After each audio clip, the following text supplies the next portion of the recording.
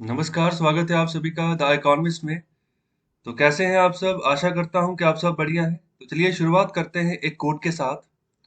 Success is no accident, it is hard work, perseverance, learning, studying, sacrifice and most of all, love of what you are doing or learning to do। तो बड़ी simple सी बात यहाँ पर समझाई जा रही है इस कोट के रिगार्डिंग कि सक्सेस अगर मिलता है ना तो वो कोई एक्सीडेंट नहीं होता, सडनली वो चीज़ नहीं होती है। ओके, वो आपका देखो परिश्रम है। जितनी आपने मेहनत की होती है तो उसी के चलते आपको वो चीज मिल जाती है। और इसी के रिगार्डिंग ना बहुत सारे लोग ऐसा भी कहते हैं कि मतलब बहुत सारे लोग ऐसे होते हैं जिन मतलब कि जो पैदा होते ही जिनके पास सक्सेस आ जाती है। ओके, तो देखो अगर पैदा होते ही जिसके पास सक्सेस आई है उसको कम मेहनत करने की जरूरत पड़ी तो ऐसा नहीं है कि उसने कभी मेहनत नहीं की। देखो ये पूरा का पूरा दुनिया का चक्कर है, ओके, जो चलता जा रहा है। कोई मतलब किसी की मृत्यु हो रही है और किसी का जन्म हो रहा है। ओके, तो जो भी आपके कर्म रहे हैं, ओके, किसी भी जन्म में तो वो आपके फॉलो अप चलते रहते हैं, आगे ट्रांसफर होते रहते हैं। ओके, तो जो मेहनत की होती है ना उसका फल आपको मिलता रहता है। तो आप जितनी मेहनत अभी करोगे, जितना यहाँ पर लगन से काम करोगे, उतना ही आप अपना फ्यूचर, अपना अपना अपना भविष्य बनाओगे। ओके, तो ये आपके ऊपर है। तो अगर आप ये सोचकर बैठ जाते हो ना कि लक काम करता है, ओके, लक तभी काम करेगा जब आपने मेहनत की होगी, जब पता होगा थोड़ा बहुत कि क्या करने जा रहे हो। ओके, तो सक्सेस कोई एक्सीडेंट नहीं है। ओके, ये मेहनत है। ओके, दूसरी बात कर रहे हैं कि परसेवरेंस, कहने का मतलब दृढ़ता, लगन है जो आपकी काम के प्रति, वो चीज है। ओके, और दूसरा जो चीज आप लर्न करना चाह रहे हो, सीखना चाह रहे हो, पढ़ना चाह रहे हो, ओके, और जो आप सेक्रीफाइस कर रहे हो उसके लिए। ओके, तो ये सब बातें हैं जिससे कि सक्सेस मिल रहा है। ओके, तो अगर कोई आईएएस बनना चाह रहा है ना तो आईएएस ऐसे नहीं बन जाता। बहुत बड़ी त्याग की भावना चाहिए होती है उसके लिए, कि सिर्फ और सिर्फ जितना भी टाइम है वो डोनेट करना है पढ़ाई के लिए, सीखने के लिए। ओके, तो मेहनत करनी है उधर। ओके, तो ये सब चीजें हैं जो कि मैटर करती हैं। और जिस तरीके से आप अपने मतलब जिस तरीके से फोकस करके आप पढ़ाई कर रहे हो ना, तो वही जो है आपको सक्सेस की ओर लेकर जाएगी। तो ये सिचुएशन होती है सक्सेस तक पहुंचने की। ओके, तो ये कोई एक्सीडेंट नहीं होता है। ओके, तो सडनली सक्सेस नहीं मिलती है। तो ये सिर्फ और सिर्फ मतलब अगर आपके माइंड में ये चीज बैठ गई है कि मतलब लक चल गया किसी का तो वो बात बन गया, ऐसा नहीं है। हो सकता है उसने बहुत मेहनत की हो, आपको सिर्फ लक नजर आ रहा है, लेकिन उसके पीछे की मेहनत नजर नहीं आ रही दूसरे किसी बंदे की, जिसके बारे में भी आप ऐसा ख्याल रख रहे हो। ओके, तो मेहनत करो, मेहनत ही रंग लाती है। तो ये है आज का न्यूज़पेपर और ये है आज का एडिटोरियल वाला पेज। तो यहाँ पर चार आर्टिकल आ जाए हैं, तो चारों आर्टिकल को हम डिस्कस करेंगे। तो पहली बात यहाँ पर जो पहला आर्टिकल है तो अभी वैक्सीन के बारे में बताया जा रहा है कि अभी हाल ही में भारत सरकार ने इमरजेंसी अप्रूवल दी है कुछ वैक्सीन को। उसके रिगार्डिंग यहाँ पर आर्टिकल है। उसके बाद दूसरा जो आर्टिकल है तो इसमें भी यहाँ पर बात की जा रही है कि जो कोविड 19 के चलते जो हॉस्पिटल्स की हालत हो चुकी है ना, तो हॉस्पिटल्स में हम किस तरीके से प्रायोरिटी देकर चल रहे हैं, तो उसके बारे में बात की जा रही है। कि माना कि चलो कोविड 19 सबसे भयंकर बीमारी है, उसी से टैकल करना है अभी, लेकिन उसके चलते जो बाकी बीमारियों से लोग जूझ रहे हैं तो उनके लिए जो हॉस्पिटल्स में बेड होते हैं तो उनकी कमी तो ना हो वहां पर। ओके, तो इसी के रिगार्डिंग अच्छी से चर्चा यहाँ पर की गई है। उसके बाद यहाँ पर अमेरिका इज बैक। तो क्वेश्चन मार्क भी यहाँ पर उठाया जा रहा है ऑथर की तरफ से, और रैली मतलब सच में अमेरिका बैक है? तो इसमें भी ना देखो जो रिस्पॉन्सिबिलिटी बनती है अमेरिका की वो नहीं निभा रहा है अपनी। हालांकि जो जो जो बाइडेन है तो वो कह रहे हैं कि अमेरिका दोबारा से वापस आ गया, जिस तरीके से 2017 से पहले था अमेरिका, बिल्कुल उसी तरीके का आपको अमेरिका देखने को मिलेगा पूरी दुनिया को। तो डोनाल्ड ट्रंप ने जितने भी काम किए थे वो अमेरिका स्पेसिफिक थे, मतलब अमेरिका के बारे में पहले सोचा। और जो बाहर की जो रिस्पॉन्सिबिलिटीज थी अमेरिका की उससे उसने हाथ पीछे खींच लिए। लेकिन हम बाइडेन ये बार बार ये दावा ठोकते हैं कि अमेरिका दोबारा उन चीजों के ऊपर फोकस करेगा जहां पर पहले कर रहा था।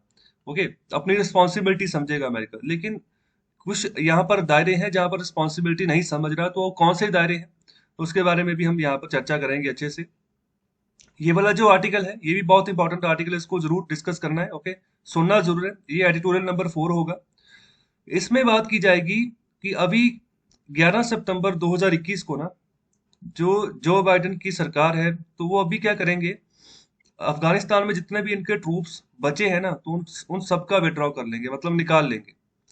ओके, तो जो डोनाल्ड ट्रंप थे वो भी यही चाह रहे थे कि मैं जो है ना तालिबान, जो भी यहाँ पर एक ग्रुप है, टेररिस्ट ग्रुप है अफगानिस्तान में, तो उसी से टैकल कर रहे थे पिछले काफी सालों से। तो अभी वो भी चाह रहे थे कि हम यहाँ पर ट्रूप्स निकाल लें, तो वो काफी हद तक निकाल ले, काफी कुछ बच गए थे, तो अभी 11 सितंबर को सभी निकाल ले रहे हैं। तो ये यहाँ पर ऑर्डर जारी कर दिया गया है जो जॉय बाइडेन है उनके द्वारा। तो अभी इसी की रिगार्डिंग चर्चा करेंगे अच्छे से, मतलब क्या चीज है, क्या इसका पिछला हिस्ट्री रहा है इस सिचुएशन का, तो अभी आने वाले समय में क्या हो सकता है। तो इस सब मुद्दों के ऊपर चर्चा करेंगे। तो इनमें से देखना बहुत सारे क्वेश्चंस आपको जो ना एग्जामिनेशन में पूछने को मिल सकते हैं। जो आर्टिकल हम डिस्कस करते हैं तो उस इस मैनर में करते हैं कि बहुत सारे क्वेश्चंस जो निकलते हैं एग्जामिनेशन पॉइंट ऑफ व्यू से, तो वो जरूरी चीज जो हमारे सामने आती है तो बस उसके ऊपर हम फोकस करते हैं। ओके, तो चलिए आगे बढ़ते हैं। एक लाइक जरूर कर देना और शेयर कर देना इस लेक्चर को ज्यादा से ज्यादा। और अगर आपको पीडीएफ चाहिए तो टेलीग्राम चैनल का लिंक गिवन है डिस्क्रिप्शन बॉक्स में, वहां पर जाइए, टेलीग्राम चैनल को ज्वाइन करें। और अगर आपको लिंक नहीं आ रहा है, नोटिफिकेशन नहीं आ रहा है, तो इस तरीके से भी अप्रोच कर सकते हो आप। द इकोनॉमिक्स वाला टैब ओपन करके वीडियोस वाले सेक्शन में जाए, लेटेस्ट वीडियो पड़ी होगी तो वही डेट पड़ी होगी, आपको पता चल जाएगा कि लेक्चर आया है या नहीं आया अभी। और वैसे लेक्चर डेली आता है, लेक्चर कोई ऐसा दिन नहीं गया कि जिस दिन लेक्चर मिस हुआ हो, लेक्चर डेली आता है। तो चलिए एडिटोरियल नंबर 1 डिस्कस करते हैं। तो यहाँ पर बात कर रहे हैं, turn the vaccine tap on fully, not the time to haggle over vaccine prices. Okay, तो अभी जो वैक्सीन के प्राइसेस है उसके अकॉर्डिंग हमें यहाँ पर ना किसी तरीके की कंफ्यूजन में नहीं पड़ना है, बातचीत में नहीं पड़ना है। जो मेन काम है उसके ऊपर फोकस करो, वैक्सीन की सप्लाई बढ़ाओ। तो अभी देखो, रिकॉर्ड केसेस निकल कर आ रहे हैं, कोविड 19 के लगातार बढ़ते जा रहे हैं। मतलब कि जिस तरीके से सन 2020 में सिचुएशन थी ना इन्हीं मतलब मंथ्स के दौरान, तो अभी सेम सिचुएशन दोबारा से रिपीट होती हुई नजर आ रही है। ओके, बस फर्क इतना है कि हमने लॉकडाउन नहीं लगाया भारत पूरे यहाँ पर इंडिया लेवल का। तो यहाँ पर इसी सिचुएशन को ठीक करना है और बदतर नहीं करते जाना। तो इसी के रिगार्डिंग यहाँ पर बात करेंगे। सेंट्रल गवर्नमेंट ने डिसीजन लिया ट्यूसडे को। ओके, तो उन्होंने यहाँ पर मंगलवार को कल ही डिसीजन लिया। तो क्या डिसीजन लिया कि फास्ट ट्रैक इमरजेंसी अप्रूवल जो है ना, वो हम अभी कर देंगे किनका, और for foreign produced Covid 19 vaccine. Okay, तो यहाँ पर क्या इनको ग्रांट किया जाएगा, इमरजेंसी यूज ऑथराइजेशन। ओके, तो ये इसकी बात की जा रही है, जिसको ये कह रहे हैं कि मतलब ये मतलब इतनी जल्दी नहीं आया जितनी जल्दी मतलब आना चाहिए था। ये बात, ये जो अप्रूवल वाली बात अभी सेंट्रल गवर्नमेंट कर रही है, मतलब कि ये काम इसको पहले कर देना चाहिए था सरकार को। ओके, क्योंकि इसका यहाँ पर जो रीजन है ना वो ये है कि इंडिया ने यहाँ पर बड़े बड़े पैमाने पर वैक्सीन डिलीवरी के चलते यहाँ पर शॉर्टेज महसूस की है, कि राज्यों में जो सप्लाई जिस तरीके से जानी चाहिए थी ना वैक्सीन की, वो नहीं जा पा रही। ओके, तो ऐसा डिसीजन पहले आना चाहिए था। ओके, जब जब बहुत सारे राज्य ये डिमांड कर रहे थे कि यहाँ पर रिपोर्ट कर रहे थे कि जो सप्लाई है उसकी शॉर्टेज जा रही है, जितने बड़े पैमाने पर हमारे हॉस्पिटल्स में चाहिए वैक्सीन वो नहीं है। ओके, तो ये बात यहाँ पर ऑथर की तरफ से की जा रही है। ओके, तो गवर्नमेंट ऑफ इंडिया भी रिस्पॉन्ड किया है उसने। ओके, तो गवर्नमेंट ऑफ इंडिया की जब से जब जब भी क्वेश्चन पूछा जाता है तो वो एक ही आंसर कर रहे हैं। जब भी हेल्थ मिनिस्ट्री से क्वेश्चन पूछा जाता है, जो हमारे हेल्थ मिनिस्टर है हर्षवर्धन जी, तो एक ही रिस्पॉन्स रिस्पॉन्स जो है वहां से देखने को मिल रहा है कि नो शॉर्टेज ऑफ सप्लाई, कोई सप्लाई की शॉर्टेज नहीं है। और जो भी यहाँ पर चीज देखने को मिली है वो सिर्फ और सिर्फ मिसमैनेजमेंट है वैक्सीन डिलीवरी की, राज्यों ने की है। ओके, राज्य जो है ना वो मिसमैनेजमेंट कर रहे हैं, मतलब जो उनके पास सप्लाई जा रही है वैक्सीन की उसको सही तरीके से वो टैकल ही नहीं कर पा रहे। और मतलब कि जो वैक्सीन जा रही है उसको लगाओ। ओके, तो यहाँ पर ऐसे केसेस देखने को मिल रहे हैं कि वैक्सीन वेस्ट जा रही है, मतलब कि लगवा ही नहीं रहे लोग, अगर नहीं लगवा रहे तो वो वैक्सीन कुछ दिनों में वेस्ट हो जा रही है। ओके, तो ये चीज भी यहाँ पर कही जा रही है। तो कहने का मतलब है, सच्चाई पता नहीं क्या है इस सब बातों में। सेंट्रल गवर्नमेंट जो है स्टेट गवर्नमेंट के ऊपर ब्लेम लगा रही है, स्टेट गवर्नमेंट जो है वो सेंट्रल गवर्नमेंट के ऊपर ब्लेम लगाया जा रहा है। मतलब ब्लेम गेम चल रही है राज्य सरकारों और यहाँ पर जो भारत सरकार है दोनों के बीच में। ओके, तो अभी ये काम नहीं करना है। ओके, तो अभी क्या करना है, अभी मतलब गेयर अप करना है। और यहाँ पर सबसे पहली बात की वैक्सीन का फ्लो लेके आना है, बड़े पैमाने पर सप्लाई बढ़ानी है। ओके, तो दूसरी बात यहाँ पर बात कर रहे हैं कि जो टारगेट है ना, कि जिस पॉपुलेशन टारगेट तक वो वैक्सीन पहुंचानी है, लगानी है, उनको एनुकुलेट करना है, टीकाकरण करना है, तो उनको करो। ओके, तो ये बात यहाँ पर की जा रही है। तो अभी बात करते हैं जब ये सेंट्रल गवर्नमेंट जो डिसीजन दिया है ना कि जो फॉरेन प्रोड्यूस्ड कोविड वैक्सीन को यहाँ पर अप्रूवल देंगे हम, इमरजेंसी यूज ऑथराइजेशन यहाँ पर अप्रूवल दिया जाएगा, तो वो कौन कौन सी वैक्सीन हो सकती है। उसमें एक मॉडर्ना नाम की वैक्सीन है, वो हो सकती है, जो कि यूएस बना रहा है।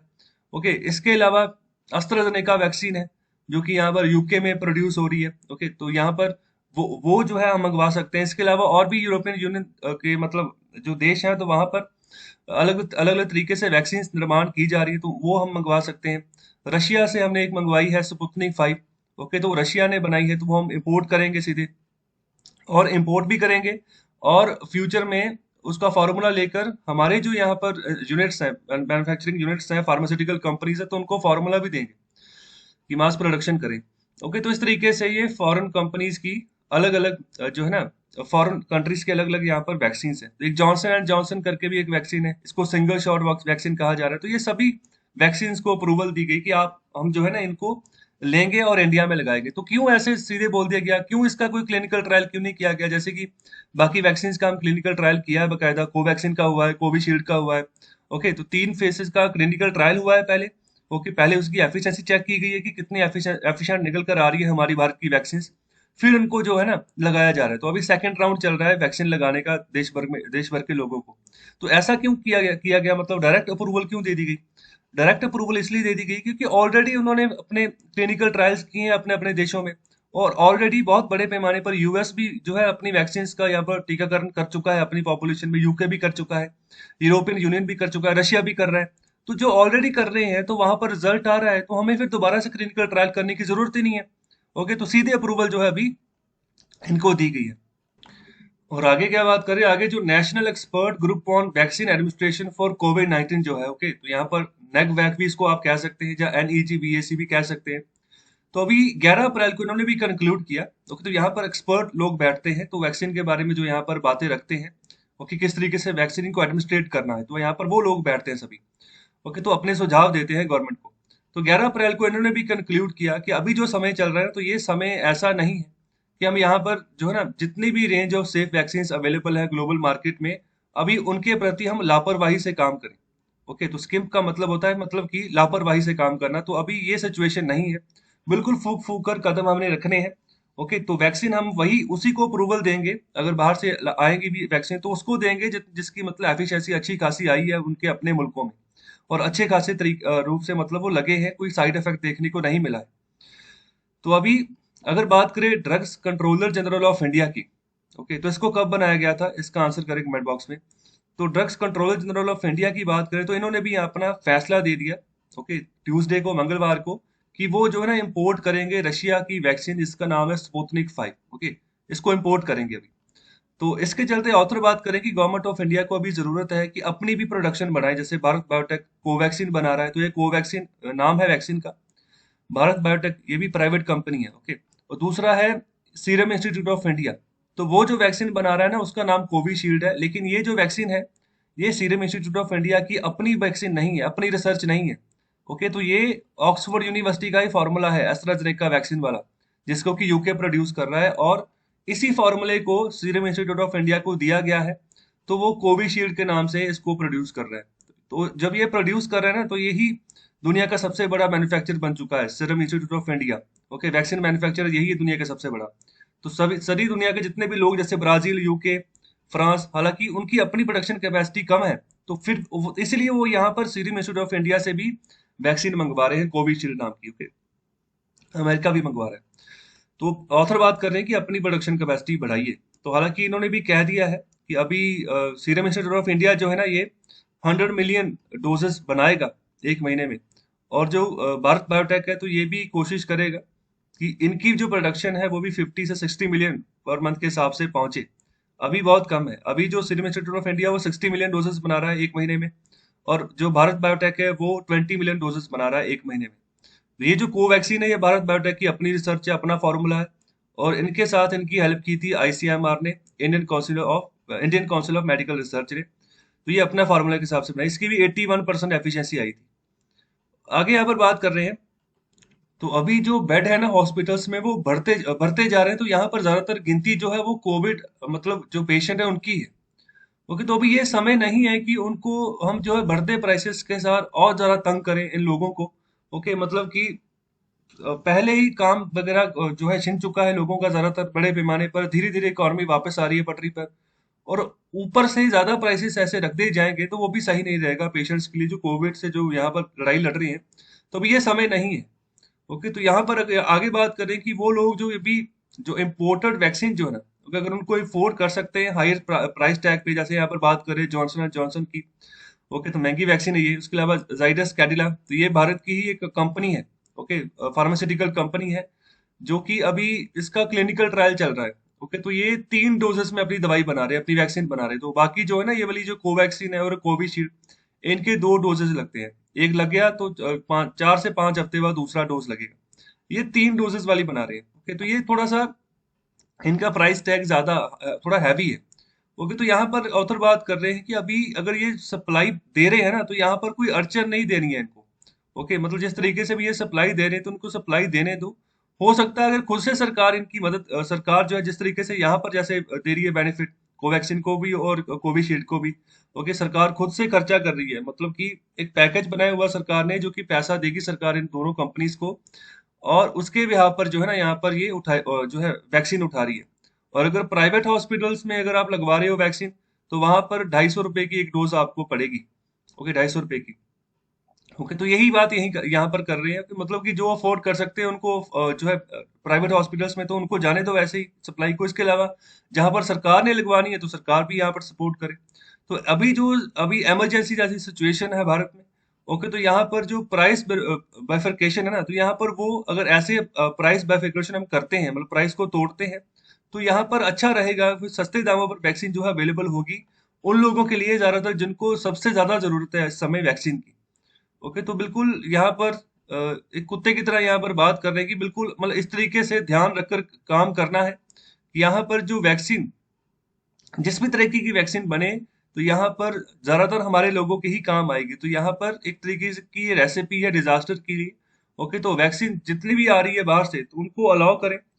मतलब ये भी ध्यान रखना है कि मतलब सेफ्टी पॉइंट ऑफ व्यू से वो वैक्सीन सही हो। ऐसा नहीं है कि जिस जो मर्जी जिस देश ने नई वैक्सीन बना दी तो उसको हम अप्रूवल दे दें। तो उसका सिनेरियो भी देखना है हमने कि मतलब उनके लोगों के ऊपर क्या इम्पैक्ट पड़ा उस वैक्सीन का। और आगे बात करते हैं एडिटोरियल नंबर 2 की। तो यहाँ पर बात करें let them die of anything but COVID. मतलब कि कोविड से बचा लो, लेकिन बाकी चाहे कोई और बीमारी है, चाहे उससे वो लोग मर जाए, मतलब कोई फर्क नहीं पड़ता। तो ये यहाँ पर टोन है ऑथर की। तो इस तरीके से यहाँ पर बात कर रहे हैं। तो स्टार्टिंग में क्या कह रहे हैं? तो स्टार्टिंग में कह रहे हैं कि अभी देखो 1 साल गुजरा पैंडेमिक का, उसमें लॉकडाउन भी हमने झेला, बड़े पैमाने पर कैजुअलिटीज हुई देश भर में। ओके, इकोनॉमी का नुकसान हो गया, इकोनॉमी नेगेटिव में चली गई। तो ये सब कुछ था फर्स्ट वेव में। ओके, तो जब यहाँ पर ये सब कुछ हुआ, 1 साल का हमें एक्सपीरियंस हो चुका है पैंडेमिक से कैसे लड़ना है। फिर भी यहाँ पर जो राज्य हैं और जो शहर है ना, तो अभी उनके पास कोई भी रियल प्लान ऑफ एक्शन नहीं है कि किस तरीके से जो सेकंड वेव अभी आ चुकी है उससे उससे डिस्कस करना, उससे कैसे यहाँ पर डील करना है। तो उसके बारे में अभी भी कोई रियल प्लान ऑफ एक्शन नहीं है। ओके, तो अभी देखो, अगर जैसे डील किया जा रहा है, जैसे नंबर बढ़ते जा रहे हैं, तो अगर दिल्ली की बात करें तो दिल्ली यहाँ पर कमांड, दिल्ली सरकार कमांड कर रही है कि टोटल 115 जो इनके प्राइवेट हॉस्पिटल्स हैं, ओके, तो यहाँ पर उनको कहा जा रहा है कि आप डील करो कोविड 19 से। जिसमें से जो 14 हॉस्पिटल्स हैं, तो उनको दोबारा से रीडेजिग्नेट किया गया है एज ए कोविड 19 हॉस्पिटल्स, मतलब कि पूरी तरीके से ये कोविड 19 को ही समर्पित है। ओके, 115 में से 14 हॉस्पिटल्स, और जो बाकी बचे हैं 101, तो वो यहाँ पर उनको कहा गया है कि 60 से 80% जो आपके आईसीयू बेड्स हैं, तो उनको रिजर्व कर लो आप, जो कोविड 19 के पेशेंट्स हैं उनके लिए। इसके अलावा जो आपके 60% ऑफ वार्ड बेड्स है ना, तो वार्ड बेड्स मतलब वार्ड बेड्स वो होते हैं जहाँ पर आईसीयू से निकाल कर पेशेंट को रखा जाता है।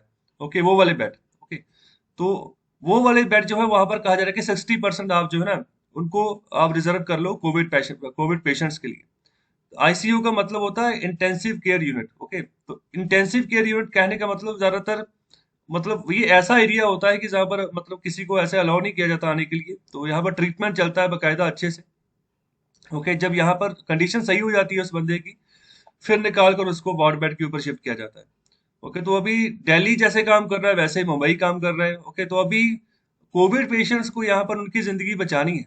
ओके, तो यहाँ पर अगर सपोज करो कोविड पेशेंट्स को इन्होंने यहाँ पर इंटेंसिव केयर यूनिट में भर्ती करा दिया, तो लेकिन इसके अलावा अगर किसी को दूसरी बीमारी है, ओके, कोई यहाँ पर उसको कम्युनिकेबल डिजीज है या फिर नॉन कम्युनिकेबल डिजीज है, ओके, तो फिर उसका क्या? तो उसको फिर यहाँ पर आईसीयू का अगर असेस हमने दिया ही नहीं, तो फिर वो तो कोविड 19 उसको है ही नहीं, तो फिर भी वो मर जाएगा। ओके, जिसको सख्त जरूरत है कि उसकी यहाँ पर ट्रीटमेंट होनी चाहिए आईसीयू में।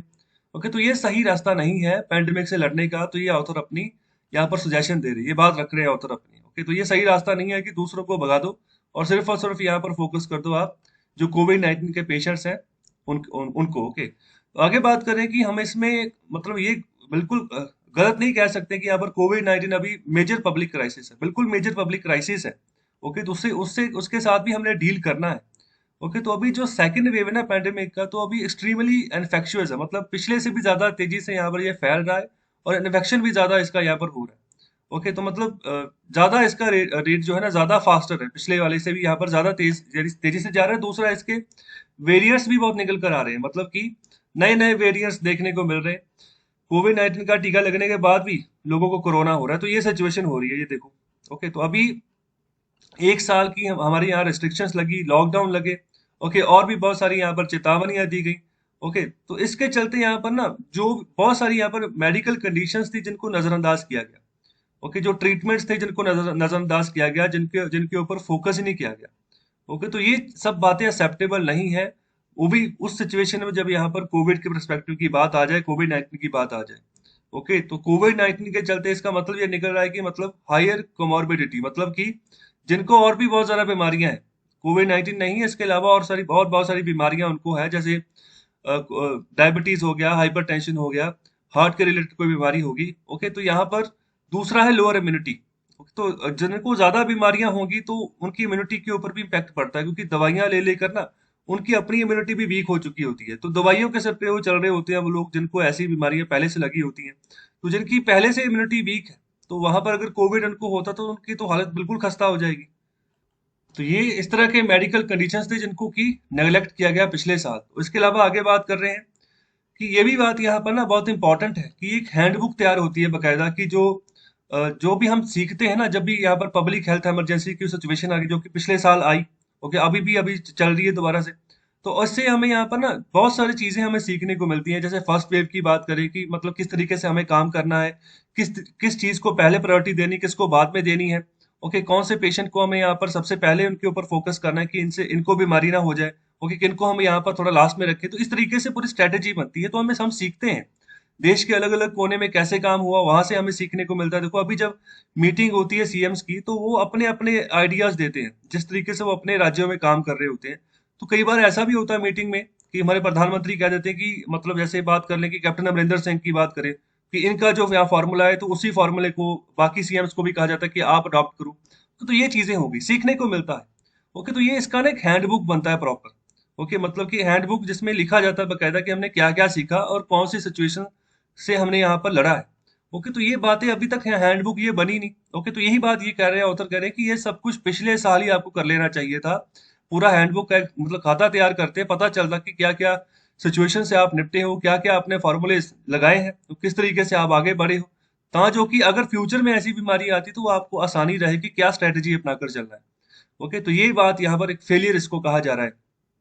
ओके, इसके अलावा अगर बात करें जो लॉकडाउन के महीने थे, ओके, तो उसके बारे में अगर बात करें तो उनको यूज किया जाना चाहिए था, मतलब अच्छा रिस्पांस सिस्टम बनाने के लिए। मतलब कि अगर हॉस्पिटल्स में अगर बंदा आ रहा है कोविड-19 पेशेंट से ग्रस्त हो गया, वो उसको कैसे ट्रीट करना है, कैसे रिस्पांस देना है उसको। ओके, तो ये चीजों के बारे में बात करें कि लॉकडाउन के महीनों को ही उस समय ही हमें ऐसा एक प्लान पूरा का पूरा इंफ्रास्ट्रक्चर तैयार कर लेना चाहिए था। तो अभी बात करें, जैसे अभी गवर्नमेंट्स की बात करें, जैसे दिल्ली में बात कर लें, मुंबई में बात कर लें, तो अभी भी ना ज्यादातर मुनाफे के ऊपर फोकस किया जा रहा है रेदर देन एफिशिएंसी की। मतलब कि हमारा फोकस होना चाहिए कि कोविड-19 के पेशेंट्स को जल्दी से जल्दी आराम आ जाए, वो बेड छोड़कर वापस घर पे जाए, ये सिचुएशन हो। लेकिन यहाँ पर मुनाफे की बात कर रहे हैं कि मतलब फिर भी मतलब किसी ना किसी तरीके से पैसा जो है ना हॉस्पिटल्स का बनना शुरू हो जाए, तो ये बात कर रहे हैं। आगे बात करें कि जो ऑक्सीजन सप्लीमेंटिंग है विदाउट ए वेंटिलेटर, तो इसको भी एक इफेक्टिव यहाँ पर मेजर कहा गया है कोविड-19 पेशेंट्स के लिए। तो वेंटिलेटर्स का काम होता है कि मतलब आर्टिफिशियल सांस देना, मतलब आर्टिफिशियल जैसे हम सांस लेते हैं नॉर्मली, तो आर्टिफिशियली ये एक तरीके से बैकअप प्रोवाइड करता है।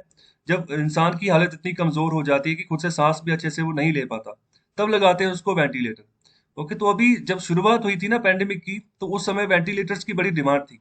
ओके, कि वेंटिलेटर्स चाहिए, लेकिन कमी बहुत थी, मतलब इंफ्रास्ट्रक्चर, हेल्थ इंफ्रास्ट्रक्चर की बहुत कमी थी। तो जिसके चलते अभी सिर्फ और सिर्फ सीधे बात करने की ऑक्सीजन एज ए सप्लीमेंट की डायरेक्ट जो है आप लगा सकते हो कोविड पेशेंट्स को, तो वो भी यहाँ पर इफेक्टिव जो है पाई गई है। ओके, तो इस तरीके से ही इन इन काम को आप कर सकते हो कि यहाँ पर शिफ्ट की तरीका, एक तरीके से फैसिलिटीज को जितना यूज कर सकते हो आप कर सकते हैं, तो फायदा है यहाँ पर। ओके, इसके अलावा बात कर रहे हैं तमिलनाडु की। तमिलनाडु एक ऐसा राज्य है जिसने यहाँ पर क्या किया कि उसके बाद जितनी भी अनयूज्ड एजुकेशनल फैसिलिटीज थी और unallocated new housing board units थे ना, तो यहाँ पर उसने उनको यहाँ पर कन्वर्ट कर दिया किसमें, कोविड 19 केयर यूनिट्स में, केयर सेंटर्स में। तो देखो जो एजुकेशन फैसिलिटीज मतलब कि जहाँ पर एजुकेशन बच्चों को दी जाती है, तो अगर अभी अभी के लिए वो अनयूज है, ओके, बच्चे घर पे बैठे हैं, ओके, तो उनको यूज कर लो, वहां पर कोविड पेशेंट को रख लो, वहां पर ट्रीटमेंट करो उसका। और जैसे अगर मेडिकल कॉलेजेस की बात करें तो वहां पर मेडिकल फैसिलिटीज वगैरह भी होती हैं, तो वहां पर उनको भी यूज कर सकते हैं कोविड 19 के पेशेंट को ट्रीट करने के लिए। तो इस तरीके से तमिलनाडु की सरकार ने किया।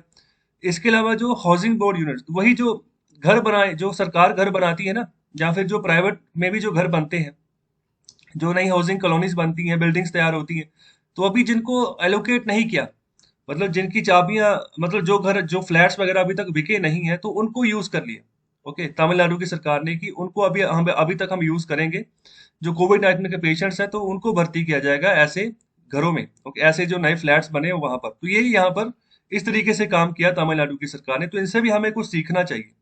ओके, तो यहाँ पर एक प्रॉपर केयर हुई जो पेशेंट्स थे कोविड 19 के उनकी, और जो दूसरे पेशेंट्स थे, ओके, तो वो भी खराब नहीं हुए, तो उनको जब आईसीयू की जरूरत है तो वो आईसीयू में वो भर्ती थे, हॉस्पिटल्स में।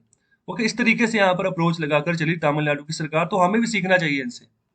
और आखिर में बात करें कि तभी देखो, अभी मैनेजेबल डिजीज है, हम इसको यहाँ पर मैनेज कर सकते हैं तो करो। ओके, साइंटिस्ट ये भी वार्निंग दे रहे हैं कि आने वाले समय में इसके और नए वेरिएंट्स या फिर नए तरीके के पैंडेमिक्स नजर आ सकते हैं, जो इस कोरोना वायरस से भी घातक हो सकते हैं। तो अभी उनसे निपटना है हमें, तो पहले से ही तैयारी करके रखनी है, पहले से ही हमें पता होना चाहिए कि क्या करना है क्या नहीं करना है। ओके, कहने का मतलब ये है, आने वाले समय में अगर ये सिचुएशन दोबारा बड़े पैमाने पर इम्पैक्ट करती है ना, तो जो भी हमने सीखा है उसको पहले प्रायोरिटी के आधार पर जल्दी से करना शुरू कर देना है, कि मतलब जल्दी से काबू पा ले हम इस डिजीज के ऊपर, जो भी नई बीमारी आती है, या फिर ये वाली मौजूदा जो बीमारी है इसको भी। ओके, तो यहाँ पर प्रिपेयर करने की बात कर रहे हैं कि health emergencies, public health emergencies को यहाँ पर हमने प्रिपेयर करके चलना है। यहाँ पर कोई ढील नहीं बरतनी है। ओके, तो खतरे में नहीं डालना है किसी भी जिंदगी को, किसी की भी जिंदगी को। तो यहाँ पर लोगों को जो वेल बींग है ना उसका ध्यान रखना है, उसको यहाँ पर नजरअंदाज नहीं करना है। तो चलिए अभी बात करते हैं एडिटोरियल नंबर 3 की। यहाँ पर बात करें, अमेरिका इज बैक। और रियली, क्या सच में बैक आ गया America? Okay, it is for Joe Biden to change tack on US policy and action that harm the world. Okay, तो ये इनके ऊपर है, जो बाइडेन के ऊपर एक्शन ले और यूएस पॉलिसी में बदलाव रखें अपना। ओके, जिस तरीके से कि फायदा हो दुनिया का भी, सिर्फ अपना ही फायदा ना सोचे। किस चीज के बारे में यहाँ पर बात करें, तो इसको हम चर्चा करते हैं अच्छे से। तो शुरुआत में बात कर रहे हैं ऑथर की, जो बाइडेन जो है अभी बार बार दुनिया को यह बता रहे हैं कि अमेरिका वापस आ गया, अमेरिका वापस आ गया। ओके, तो अभी जिस तरीके से पहले आइसोलेशनिस्ट शेल में यहाँ पर थे, अमेरिका था, जिस जो कि इनके प्रीडिसेसर थे, प्रीडिसेसर कहने का मतलब जो इनसे पहले जो प्रेसिडेंट थे। ओके, तो जिनसे पहले प्रेसिडेंट थे उनका नाम क्या था, डोनाल्ड ट्रंप। ओके, तो अभी उन्होंने अमेरिका को किस में रखा होता है कि यहाँ पर एक जोन में रखा हुआ था, वो जोन था कि सिर्फ अमेरिका फर्स्ट, सिर्फ अमेरिका के लोगों को यहाँ पर पहले सोचा जाएगा, पहले यहाँ पर हमने काम करना है, दुनिया बाहर में जाए। तो ये यहाँ पर सोच थी जो पहले राष्ट्रपति थे, जो बाइडेन के पहले डोनाल्ड ट्रंप। तो अभी ये कह रहे हैं कि हम उस दायरे से बाहर आ रहे हैं। ओके, तो मतलब कि जो उन्होंने काम किया डोनाल्ड ट्रंप, उस दायरे से बाहर आ चुके हैं, तो अमेरिका दोबारा वापस आ चुका है। तो ये बार बार ढिंढोरा पीटा जाता है जो बाइडेन के द्वारा। ओके, तो कुछ फ्रंट्स की अगर बात करें तो ये वो सही भी है। ओके, जैसे हम बात करें क्लाइमेट चेंज, जैसे Paris Paris climate change agreement हुआ था, तो उससे अमेरिका बाहर आ गया था, तो अभी वो कह रहे हैं जो बाइडेन कि हम दोबारा उस एग्रीमेंट को साइन करेंगे। इसके अलावा ईरान न्यूक्लियर डील की बात करें तो उससे भी अमेरिका बाहर आ गया, तो अब ये बाइडेन कह रहे हैं कि हम उसको, उस डील को भी साइन करेंगे। ओके, इसके अलावा और भी बहुत सारे फ्रंट है। अगर बात करें WHO, वर्ल्ड हेल्थ ऑर्गेनाइजेशन से भी बाहर आ गया अमेरिका, डोनाल्ड ट्रंप के यहाँ पर कार्यकाल के दौरान, जब यहाँ पर कोविड 19 की बीमारी बड़े रूप से फैल चुकी थी, तो बहुत बड़े पैमाने पर फंडिंग देता है अमेरिका WHO को भी। ओके, और बाकी अदारों को भी। ओके, जिसके चलते अमेरिका बाहर आ गया, तो अभी फिर दोबारा से कह रहे हैं कि हम दोबारा ज्वाइन करेंगे WHO को। तो ये सब बातें हैं। ओके, तो इसलिए यहाँ पर बात कर रहे हैं author कि कुछ फ्रंट तक सही है। ओके, चलो मान लेते हैं सही है। लेकिन जब बात करें पैंडेमिक की, इमरजेंसी की ना, तो अगर दुनिया के सामने अगर बात करें, जो रिस्पॉन्सिबिलिटी अदा करना चाहिए थी यूएस को, वो नहीं कर रहा है। ओके, तो इस तरीके से यहाँ पर जो अगर पैंडेमिक इमरजेंसी के अगर इस तरीके से हम बात करें, तो यहाँ पर जो बाइडेन की जो क्लेम है ना, तो वो सिर्फ मतलब कि जैसे खाली ड्रम होता है ना, सिर्फ वही चीज है। ओके, बस बिल्कुल वही है, मतलब अंदर से खाली है, बाहर से भरे नजर आ रहे हैं, तो ये सिचुएशन है। ओके, तो पैंडेमिक इमरजेंसी देखो, अभी कोविड-19 की बात करें तो अभी देखो भारत ने बहुत बड़े पैमाने पर एक्सपोर्ट किया हुआ है। ओके, मतलब कि वैक्सीन का दिया हुआ है। वैक्सीन जो गरीब कंट्रीज है उनको कईयों को गिफ्ट भी दिया है, कईयों को एज ए कमर्शियल एग्रीमेंट भी हुआ है, और कईयों के साथ ऐसा है कि जिनके साथ कमर्शियल एग्रीमेंट किया है तो उनको फ्री में भी दिया है। तो ये सिचुएशन है, भारत इस तरीके से एक्सपोर्ट कर रहा है। पता है भारत को कि दुनिया में जरूरत है, और भारत अपनी पॉपुलेशन के ऊपर ही फोकस कर रहा है, दुनिया में भी बांट रहा है वैक्सीन। लेकिन अभी तक अमेरिका ने एक भी वैक्सीन का एक्सपोर्ट नहीं किया है। ओके, सिर्फ और सिर्फ अपने देश के ऊपर वो फोकस कर रहा है। तो अभी डब्ल्यूएचओ की स्टडी की बात कर रहे हैं, डब्ल्यूएचओ की स्टडी है, तो ये लिंक गिवन है स्टडी का, इसको आप खूबी अलग से पढ़ सकते हो। इस लिंक को अगर कॉपी करके आप इसका पीडीएफ डाउनलोड करोगे तो ओके। तो अभी डब्ल्यूएचओ की स्टडी कह रही है कि अगर हम 20 डिफरेंट इंग्रेडिएंट्स की बात करें, ओके, तो इंग्रेडिएंट्स कहने का मतलब जो रॉ मटेरियल है, या फिर जो स्पेशलिस्ट डिस्ट्रीब्यूशन आइटम है, मतलब जो बहुत जरूरी आइटम्स चाहिए कोविड-19 वैक्सीन बनाने के लिए। ओके, तो यूएस और यूरोपियन यूनियन, तो इनके पास भंडार है इनके। ओके, जिन जो भी यहाँ पर 20 अलग अलग यहाँ पर रॉ मटेरियल्स इंग्रेडिएंट्स चाहिए होते हैं, ओके, तो उनके उनके अकॉर्डिंग ये भंडार है ना, किनके पास है, एक यूएस के पास है, दूसरा यूरोपियन यूनियन के पास। तो यूरोपियन यूनियन में टोटल 27 कंट्रीज आते हैं। ओके, पहले ब्रिटेन भी इसका पार्ट था, लेकिन अभी 2020 जनवरी 2020 से वो यूरोपियन यूनियन से अलग हो गया, अभी सिर्फ 27 कंट्रीज रह गए हैं। ओके, तो इनके पास भंडार है उन इंग्रेडिएंट्स के। तो इंडिया जो है ना, अगर इंडिया की बात करें तो वो मेजर प्रोड्यूसर है वैक्सीन का। जैसे मैंने अभी पहले आर्टिकल में बात की थी कि सीरम इंस्टीट्यूट ऑफ इंडिया जो है वर्ल्ड का लार्जेस्ट वैक्सीन मैन्युफैक्चरर। तो भारत बड़ा मेजर प्रोड्यूसर है वैक्सीन का। लेकिन उस वैक्सीन को बनाने के लिए जो यहाँ पर रॉ मटेरियल चाहिए होता है ना, जो इंग्रेडिएंट्स चाहिए होते, तो यहाँ पर अभी भी 76% तक यहाँ पर वो इम्पोर्ट के ऊपर ही डिपेंडेंट है इंडिया। ओके, तो 76% तक यहाँ पर अगर वो इंग्रेडिएंट्स आएंगे भारत में तभी वैक्सीन हम बना पाएंगे। तो ये वर्ल्ड बैंक की स्टडी है। और दूसरी ओर बात करें कि जो यूरोपियन यूनियन है ना, तो उसने यहाँ पर कोई पाबंदी नहीं लगाई हुई है एक्सपोर्ट्स के ऊपर। तो इंग्रेडिएंट्स वहां से हमें आ रहे हैं। तो वहां से हमें आ रहे हैं। सिर्फ और सिर्फ यूरोपियन यूनियन ने क्या किया, उसने यहाँ पर जो वैक्सीन वहां पर बन रही है ना यू में, तो अभी उसके ऊपर रेस्ट्रिक्शंस लगाई हुई हैं कि वैक्सीन अभी अभी हम एक्सपोर्ट नहीं कर सकते। इस हालत में यूरोपियन यूनियन की कंट्रीज नहीं है। लेकिन जो इंग्रेडिएंट्स वहां पर अवेलेबल है जिनसे वैक्सीन बनती है, तो उनका वो एक्सपोर्ट कर रहे हैं। लेकिन दूसरी ओर अगर यूएस की बात करें ना, तो ये कुछ भी नहीं कर रहा। ये क्या कर रहा है कि जितने भी फैसिलिटीज चाहिए होती है एक वैक्सीन को बनाने के लिए, चाहे इंग्रेडिएंट्स है, ओके, तो चाहे किसी वैक्सीन को बनाकर एक्सपोर्ट करना है, तो ये वो भी नहीं कर रहा। और जो इंग्रेडिएंट्स जो चाहिए ना वैक्सीन बनाने के लिए, वो भी नहीं दे रहा। उसके ऊपर भी इसने पाबंदी लगाई है। किस एक्ट के तहत पाबंदी लगाई है? इस एक्ट का नाम है America defence production act. Okay, तो ये इस एक्ट का भी नाम याद रखें। इस एक्ट के तहत इसने पाबंदी लगाई हुई है कि रॉ मटेरियल्स भी नहीं देने हैं। ओके, तो और जो एक्सपोर्ट है उसके ऊपर पाबंदी लगाई है। तो भारत की भी बहुत सारे संस्थान, जैसे भारत बायोटेक है, सीरम इंस्टीट्यूट ऑफ इंडिया है, तो अक्सर कह रहे हैं भारत सरकार को, गुहार लगा रहे हैं कि अमेरिका की सरकार से कहिए रॉ मटेरियल्स के ऊपर पाबंदी मत लगाए, भेजे रॉ मटेरियल्स, हमें जरूरत है। अभी तो यूरोपियन यूनियन से हमें फायदा हो रहा है, तो लेकिन अगर यहाँ से भी आते हैं ना, तो मास प्रोडक्शन शुरू हो जाएगी, बड़े पैमाने पर वैक्सीन बना पाएंगे ये। कैपेसिटी तो अभी भी बहुत बहुत है इंडियन जो फार्मास्यूटिकल इंडस्ट्रीज है। लेकिन जब रॉ मटेरियल ही नहीं होगा, ओके, तो तब कैसे बनाएंगे? जब मसाले ही नहीं होंगे तो अच्छी यहाँ पर सब्जी कैसे बना लोगे? ओके, तो ये सब चीज है। ओके, तो फिर इफेक्टिव भी तभी होगा ना, मतलब जब सही चीज पड़ी होगी। तो अगर ऐसे ही वैक्सीन बन जाएगी तो उसका क्या फायदा? तो ये सिचुएशन अभी पूरे वर्ल्ड वाइड बनी हुई। तो इसी के रिगार्डिंग यहाँ पर ऑथर बात करें कि क्या रैली अमेरिका वापस आ गया? ओके, तो यहाँ पर वैक्सीन फ्रंट में तो कोई काम कर नहीं रहे। और आगे क्या बात कर रहे हैं? और अभी देखो कि यूएस की अगर बात करें ना, तो अभी उसके पास भंडार पड़े हैं। अगर हम एस्ट्राजेनेका वैक्सीन की बात करें, तो ये भी इन्होंने ना मंगवाई है। जैसे ऑक्सफोर्ड यूनिवर्सिटी का ये फार्मूला है एस्ट्राजेनेका का, तो वहां से भी मंगवा रहे हैं। ये फार्मूला लेकर खुद भी बना रहे हैं वैक्सीन। नोवावैक्स और यहाँ पर मॉडर्ना, दो कंपनीज हैं, और जॉनसन एंड जॉनसन, ये तीन कंपनीज है जो कि वैक्सीन मैन्युफैक्चर कर रही है अमेरिका में भी। ओके, तो ये मतलब वैक्सीन के भंडार के ऊपर बैठे हुए हैं। इतने बड़े पैमाने पर इनके पास वैक्सीन अवेलेबल है। ओके, तो इतने बड़े पैमाने पर अवेलेबल है, तो कुछ तो इन्होंने यहाँ पर ना सिर्फ एक तरीके से रिजर्व करके रखी हुई है, कि मतलब कि अभी तक उसको ऑथराइज भी नहीं किया हुआ कि डोमेस्टिक यूज करना है उसका। ओके, तो ज्यादातर देखो अगर ऐसे ही चलता रहेगा तो बांस मार जाएगी वैक्सीन भी। ओके, वेस्ट हो जाएगी वो वैक्सीन भी। ओके, मतलब इस पैमाने पर यहाँ पर ये जो है ना यूएस के पास भंडार है, तो इसको यहाँ पर इनजस्टिस, अन्याय कहा जा रहा है ऑथर की तरफ से, कि जिस तरीके से पूरे बाकी संसार में अकाल पड़ा हुआ है, फैमीन, मतलब फैमीन की सिचुएशन, अगर वैक्सीन की बात करें तो वैक्सीन का अकाल पड़ा हुआ है, तो उनको जरूरत है। लेकिन अमेरिका जो है ना, सिर्फ और सिर्फ अपना रिजर्वेशन, अपने ही ऊपर फोकस करके चल रहा है। और यहाँ पर एक और बात कर रहे हैं कि इसमें यहाँ पर कोई दो राय नहीं है कि यूएस ने अभी कमिट किया हुआ है कि वो कुछ फंड जो है ना अभी देगा कोवैक्स प्रोग्राम में। तो ये जो कोवैक्स प्रोग्राम है ना, ये डब्ल्यूएचओ के द्वारा चलाया गया है। तो इस प्रोग्राम के तहत या तो फंडिंग दे दो या फिर वैक्सीन दे दो, जिससे कि यहाँ पर जो गरीब देश है ना तो उनको सपोर्ट प्रोवाइड की जाए। तो अभी यूएस ने कहा है कि 27% जो है ना वो सप्लाई टोटल जो भी कोवैक्स प्रोग्राम के तहत होगी तो उसमें यहाँ पर फंडिंग देगा वो। ओके, जितनी भी यहाँ पर रिक्वायरमेंट होगी जो भी लेस डेवलप्ड वर्ल्ड है उनके लिए। ओके, तो अभी क्या जरूरत है, अभी ऑथर बात कर रहे हैं कि आपके पास बेटर लक है जिसको कि आप ट्राई कर सकते हो और यहाँ पर खुशियां खरीद सकते हो किन्हीं और लोगों की। ओके, तो मतलब कि जो कि अभी वैक्सीन के लिए इतने पैसे नहीं दे सकते, ओके, वैक्सीन नहीं खरीद सकते, तो उनकी हेल्प कर सकते हो आप, उनकी खुशियां ले सकते हो। ओके, तो ये बात यहाँ पर ऑथर की तरफ से की जा रही है। और साथ ही साथ ये भी कहा जा रहा है कि अभी अगर रिच वर्ल्ड की भी बात कर ले ना, जो डेवलप्ड कंट्रीज है जैसे यूएस हो गया, ब्रिटेन हो गया, इनकी भी बात कर ले, तो अभी इतनी बड़े पैमाने पर वैक्सीन की सप्लाई नहीं बन पाई है कि सफिशिएंटली जो रिच वर्ल्ड है उनकी भी पूर्ति हो जाए, उनकी भी रिक्वायरमेंट्स जो है ना वो पूरी हो जाए। तो अभी चैलेंज यही है कि जो वैक्सीन है ना वो बहुत बड़े पैमाने पर प्रोड्यूस करनी होगी। तो इसमें हर एक देश को यहाँ पर योगदान देना होगा।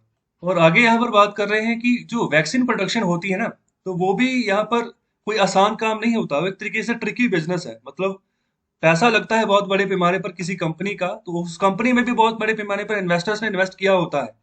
ओके, तब जाकर जो अपने रिसर्च एंड डेवलपमेंट है उसके ऊपर वो अच्छा खासा पैसा लगाते हैं। रिसर्च होती है, बहुत सारे एक्सपेरिमेंट्स होते हैं। बहुत सारे एक्सपेरिमेंट्स करने के बाद यहाँ पर देखो, 3 स्टेजेस यहाँ पर क्लिनिकल ट्रायल होते हैं। Okay, 3 stages, phase 1, phase 2, phase 3। Okay, तो तब जाकर जो है ना फिर जाकर पता चलता है कि कितनी सेफ है वैक्सीन, कितनी उसकी यहाँ पर जो एफिशिएंसी निकल कर आ रही है। अगर मतलब सपोज करो 100 बंदों को वैक्सीन लगी है तो कितने बंदों को सही रिजल्ट निकल कर आया, तब यहाँ पर उसकी एफिशिएंसी निकालते हैं कि 80% आई, 90% आई। ओके, तो इतना काम करना पड़ता है। तो जरूरी नहीं है कि जितना पैसा यहाँ पर वैक्सीन डेवलपमेंट में लगाया जाए तो पूरा का पूरा वहां पर आपको रिजल्ट मिल जाए। तो बहुत सारा पैसा ऐसा भी है जो वेस्ट चला जाता है। ओके, जहां पर एक्सपेरिमेंट्स में फेलियर भी होता है। ओके, यहाँ पर कुछ जो है वायबल आउटकम नहीं निकल कर आता, तो ये भी सिचुएशन रहती है। ओके, तो इतना आसान नहीं होता है वैक्सीन प्रोड्यूस करना। और इसके अलावा बात कर रहे हैं France, Sanofi and America Merck. Okay, तो ये दो कंपनीज हैं जो कि फेल हो गई। वो कोविड 19 एफर्ट वैक्सीन बनाने के लिए इन्होंने एफर्ट किए लेकिन बना ही नहीं पाई। ओके, तो इसके अलावा और आगे बात कर रहे हैं, तो अगर कोई भी देखो ना सक्सेसफुल वैक्सीन अगर डेवलप भी हो जाती है, इमर्ज भी हो जाती है, तो होता क्या है, कई बार उसकी डिमांड भी सूख जाती है, कम हो जाती है। तो ये भी सिचुएशन कई बार जो वैक्सीन मैन्युफैक्चरर्स को जो है सामना करना पड़ता है। देखो ये तो फेल ही हो गए ना दोनों, कि बना ही नहीं पाए। तो जो बना पाए हैं तो जरूरी थोड़ी कि उनकी वैक्सीन बिक जाए। तो ऐसा हुआ है। तो ऐसे जो पहली बार जो यहाँ पर ओरिजिनल जो यहाँ पर सार्स जो एपेंडेमिक आया था, ये 2003-4 की बात कर रहे हैं। तो उस समय भी ऐसे वैक्सीन बनाई थी लेकिन बाद में डिमांड ही नहीं हुई। ओके, वो इतने बड़े पैमाने पर वायरस फैला ही नहीं, तो इतनी मतलब जरूरत पड़ी नहीं वैक्सीन की। तो इसी के चलते ना जो फार्मा कंपनीज होती हैं वो जवाबदेह होती हैं, जो भी शेयर होल्डर्स होते हैं उनकी कंपनी में जिन्होंने पैसा लगाया होता है वैक्सीन बनाने में। कि मतलब इसीलिए ना ज्यादातर जो कंपनीज है वो यहाँ पर वैक्सीन प्रोजेक्ट्स की और देखती रहती है कि सरकार को सपोर्ट कर देगी, सरकार किसी ना किसी तरीके से कुछ पैसा दे देगी, तब जाकर हम यहाँ पर वैक्सीन को ना उसको अच्छे पैमाने पर डेवलप कर पाएंगे।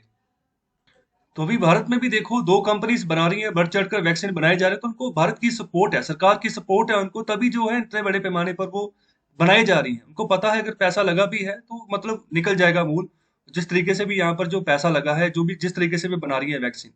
और इसके अलावा और भी ना सुजेशन यहाँ पर दी गई कि हमें यहाँ पर एक मार्केट मैकेनिज्म जो है वो भी डिवाइस करना चाहिए, उसको बनाना चाहिए किस तरीके से जो रिस्क है ना वैक्सीन प्रोडक्शन का, उसको हम डिस्ट्रीब्यूट कर दें, उसको थोड़ा कम कर दें। ओके, अपनी सोसाइटी में। ओके, तो यहाँ पर एक इंस्ट्रूमेंट्स की बात कर रहे हैं, तो इसका किसका नाम ले रहे हैं, यहाँ पर बात कर रहे हैं कैटास्ट्रॉफ बॉन्ड्स की। इनको हम कैट बॉन्ड्स भी बोलते हैं। ओके, तो ये क्या होते हैं, ये एक तरीके से ना इंश्योरेंस बॉन्ड होते हैं। तो मतलब कि देखो कोई भी नेचुरल कैलामिटी अगर आ जाती है, ओके, तो उस नेचुरल कैलामिटी से जो भी नुकसान होता है किसी कंपनी का, तो उस समय अगर उसने कैट बॉन्ड साइन किए हुए ना, तो इस तरीके से अगर इंश्योरेंस उनके पास है तो उनके पास पर्याप्त पैसा उनको मिल जाएगा उनकी इंश्योरेंस का। तो अभी इसी को कैट बॉन्ड्स को भी यहाँ करें कि अभी जो है वैक्सीन प्रोडक्शन के साथ आप जोड़कर देख लो, जो भी यहाँ पर इन्वेस्टमेंट करनी, तो इस तरीके से भी इंश्योरेंस बॉन्ड आप साइन कर लो। अगर नुकसान हो जाता है कल को, अगर आपकी वैक्सीन नहीं बिकती है, ओके, तो आपको पैसा तो इंश्योरेंस का मिल जाए। ओके, तो ये यहाँ पर बात की जा रही है। और इसी के चलते यहाँ पर बात कर रहे हैं कि यहाँ पर इंश्योरेंस पे आउट हो जाएगा। तो अगर यहाँ पर वो बॉन्ड इंश्योरेंस फाइनेंस के तहत काम करती है कंपनीज, तो जो यहाँ पर वैक्सीन मैन्युफैक्चर कर रही है, और जब तक यहाँ पर आगे बात करें कि यहाँ पर नॉट फॉर प्रॉफिट जो फंड्स हैं, तो यहाँ पर जो गवर्नमेंट है, ओके, या फिर जो चैरिटेबल ट्रस्ट जैसे गेट्स फाउंडेशन की बात करें, तो वो एक तरीके से ना यहाँ पर ऐसे जो वैक्सीन निर्माता कंपनी या वैक्सीन डेवलपमेंट में फंडिंग कर सकती है, जो बर्डन अभी कंपनीज को आ रहा है। फार्मास्यूटिकल कंपनीज जो है सेटअप वगैरह सब कुछ है, लेकिन नई रिसर्च करनी है, नई वैक्सीन बनानी है, तो पैसा लगेगा। ओके, तो यहाँ पर फंडिंग का जो बर्डन है ना, वो ये जो चैरिटेबल ट्रस्ट है वो ले सकते हैं, सरकार ले सकती है, तो फायदा ही होगा उसका। ओके, तो यहाँ पर बात कर रहे हैं कि अगर पब्लिक इंटरेस्ट की बात करें ना, अगर फंडिंग की बात करें, कोविड 19 वैक्सीन की फंडिंग करनी है, तो यहाँ पर कोई टफ नहीं है, आप आइडेंटिफाई कैसे करो, तो यहाँ पर पब्लिक इंटरेस्ट में फायदा ही होने वाला है। ओके, तो अगर हम किसी सफिशिएंट प्रोपोर्शन पॉपुलेशन को अगर वैक्सीनेट कर देते हैं सही समय में, तो यहाँ पर हम कोशिश करेंगे कि हम उनको इम्यून कर देंगे वायरस के प्रति, और आगे वो फर्दर वायरस स्प्रेड नहीं होगा अगर वैक्सीनेट हो जाती है। एक यहाँ पर अगर अच्छी खासी पॉपुलेशन को अगर वैक्सीनेट कर देते हैं, अगर ऐसा हो जाता है, तो फिर ऐसे फिर जो अलग अलग देशों की जो सरकारें हैं, वो फिर उनको जरूरत नहीं पड़ेगी कि मतलब कि वो लॉकडाउन वगैरह लगाएं। ओके, तो अभी जो बिजनेस है जो कि दोबारा पटरी पर वापस आ रहे हैं, तो वो दोबारा से दौड़ेंगे आने वाले समय में, अगर अच्छे से वैक्सीनेशन हो जाती है। ओके, तो ये सब कुछ डिपेंड कर रहा है जो वैक्सीन डेवलपमेंट है उसके ऊपर। ओके, तो यहाँ पर देखो, वैक्सीन डेवलपमेंट के लिए hundred of billions of dollars लगेंगे। ओके, तो खर्चा आएगा, लेकिन इसका फायदा भी बहुत होगा। ओके, आने वाले समय में ट्रिलियंस ऑफ डॉलर जो है ना, इकोनॉमिक लॉस जो हो सकता है उसको हम बचा सकते हैं, अगर अभी वैक्सीन के ऊपर हम फोकस कर देते हैं। तो बहुत नुकसान बड़े पैमाने पर इकोनॉमीज का ऑलरेडी हो चुका है। ओके, तो फिर आगे आने वाले समय में ना हो, तो इसका यहाँ पर फायदा रहेगा। देखो, अभी अमेरिका ने भी ना 2.5 ट्रिलियन यूएस डॉलर का रिलीफ पैकेज दिया है अपनी इकोनॉमी को। तो अगर यही पैसा ज्यादातर अगर फंडिंग में लग जाए कि अब वैक्सीन की फंडिंग कर दो, तो कितने बड़े पैमाने पर आने वाले समय में ऐसा रिलीफ पैकेज देने से बच जाएंगे, वही पैसा किसी और काम में लगेगा, सेक्टर स्पेसिफिक को यहाँ पर बूस्ट देने में लग जाएगा। तो ये बात यहाँ पर ऑथर की तरफ से की जा रही है। और इसी के चलते आगे बात कर रहे हैं कि किस प्रपोर्शन में पॉपुलेशन को यहाँ पर वैक्सीनेट करना है कि ताकि जो कि हर्ड इम्यूनिटी डेवलप की जाए। तो हर्ड इम्यूनिटी का कहने का मतलब कि वैक्सीनेट कर दिया और उसको दोबारा से वो वैक्सीन कोरोना वायरस नहीं होगा, तो उसको हम यहाँ पर कहते हैं हर्ड इम्यूनिटी। ओके, तो हर्ड इम्यूनिटी डेवलप करनी है, तो किस प्रपोर्शन के हिसाब से वैक्सीनेट करें, तो ये क्वेश्चन मार्क है अभी भी। कोई भी यहाँ पर नहीं जानता मतलब कि कितने बड़े पैमाने पर वैक्सीनेट करना पड़ेगा पूरी आबादी को। तो ये डिपेंड करता है वायरस टू वायरस कि कौन सा स्ट्रेन वायरस का जो है डेवलप हो चुका किसी पर्टिकुलर आबादी में। तो यहाँ पर ये सेफ यही रहेगा कि एक फिगर हम बनाकर चले, जैसे 2/3 पॉपुलेशन की बात करें कि 2/3 पॉपुलेशन को हम दुनिया में वैक्सीनेट कर दे। तो इसके चलते बात करें कि अगर 2/3 ग्लोबल पॉपुलेशन को हम अगर वैक्सीनेट करते हैं, अगर उनको यहाँ पर इम्यूनिटी हमने प्रदान करनी है, तो अगर हमने यहाँ पर ब्रेक करनी है जो चेन ऑफ इन्फेक्शन है कोरोना वायरस की, तो यहाँ पर कम से कम वैक्सीन की अगर 80% एफिशिएंसी हो, तो यहाँ पर 6.5 बिलियन लोगों को यहाँ पर वैक्सीनेट करना होगा। और अगर दो जैब्स चाहिए तो हमें 13 बिलियन डोजेस चाहिए। तो दो जैब्स ही लग रही हैं, एक पहले डोज लग जाती है, दूसरा 4-5 हफ्ते बाद दूसरी डोज लग जाती है। और इसके अलावा और भी बात की जा रही है, बाय आउट वैक्सीन आईपीआर। तो आईपीआर मतलब intellectual property right. Intellectual property right मतलब पेटेंट, जिसने भी रिसर्च की, कंपनी ने अपनी रिसर्च की और अपना पेटेंट रखा कि ये मेरी रिसर्च है, इसको कोई कॉपी नहीं कर सकता।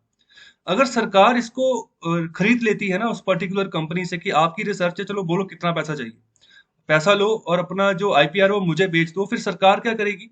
सरकार उसी पेटेंट को, जितने भी वहां कंपनीज है ना वहां पर जो कि रिसर्च नहीं कर पाई, जो फेल हो गई रिसर्च करने में, तो उनको वो आईपीआर राइट दे देगी कि चलो बनाओ, वैक्सीन बनाओ। कोई आपको जो है रोकेगा नहीं, क्योंकि मतलब आपने किसी का पेटेंट जो है लेकर आपने वैक्सीन बनानी शुरू कर दी, क्यों? क्योंकि सरकार ने उतना पैसा दे दिया उसके पेटेंट का। ओके, तो इसके चलते यहाँ पर बात कर रहे हैं by out vaccine IPR. Okay, और इसी के चलते बात यही की जा रही है कि अभी बड़े पैमाने पर हमें वैक्सीन प्रोडक्शन चाहिए। ओके, तो आने वाले कुछ सालों में अगर हम वैक्सीन प्रोडक्शन बड़े पैमाने पर बनाना चाह रहे हैं, तो हमें उसके हिसाब से काम करना होगा।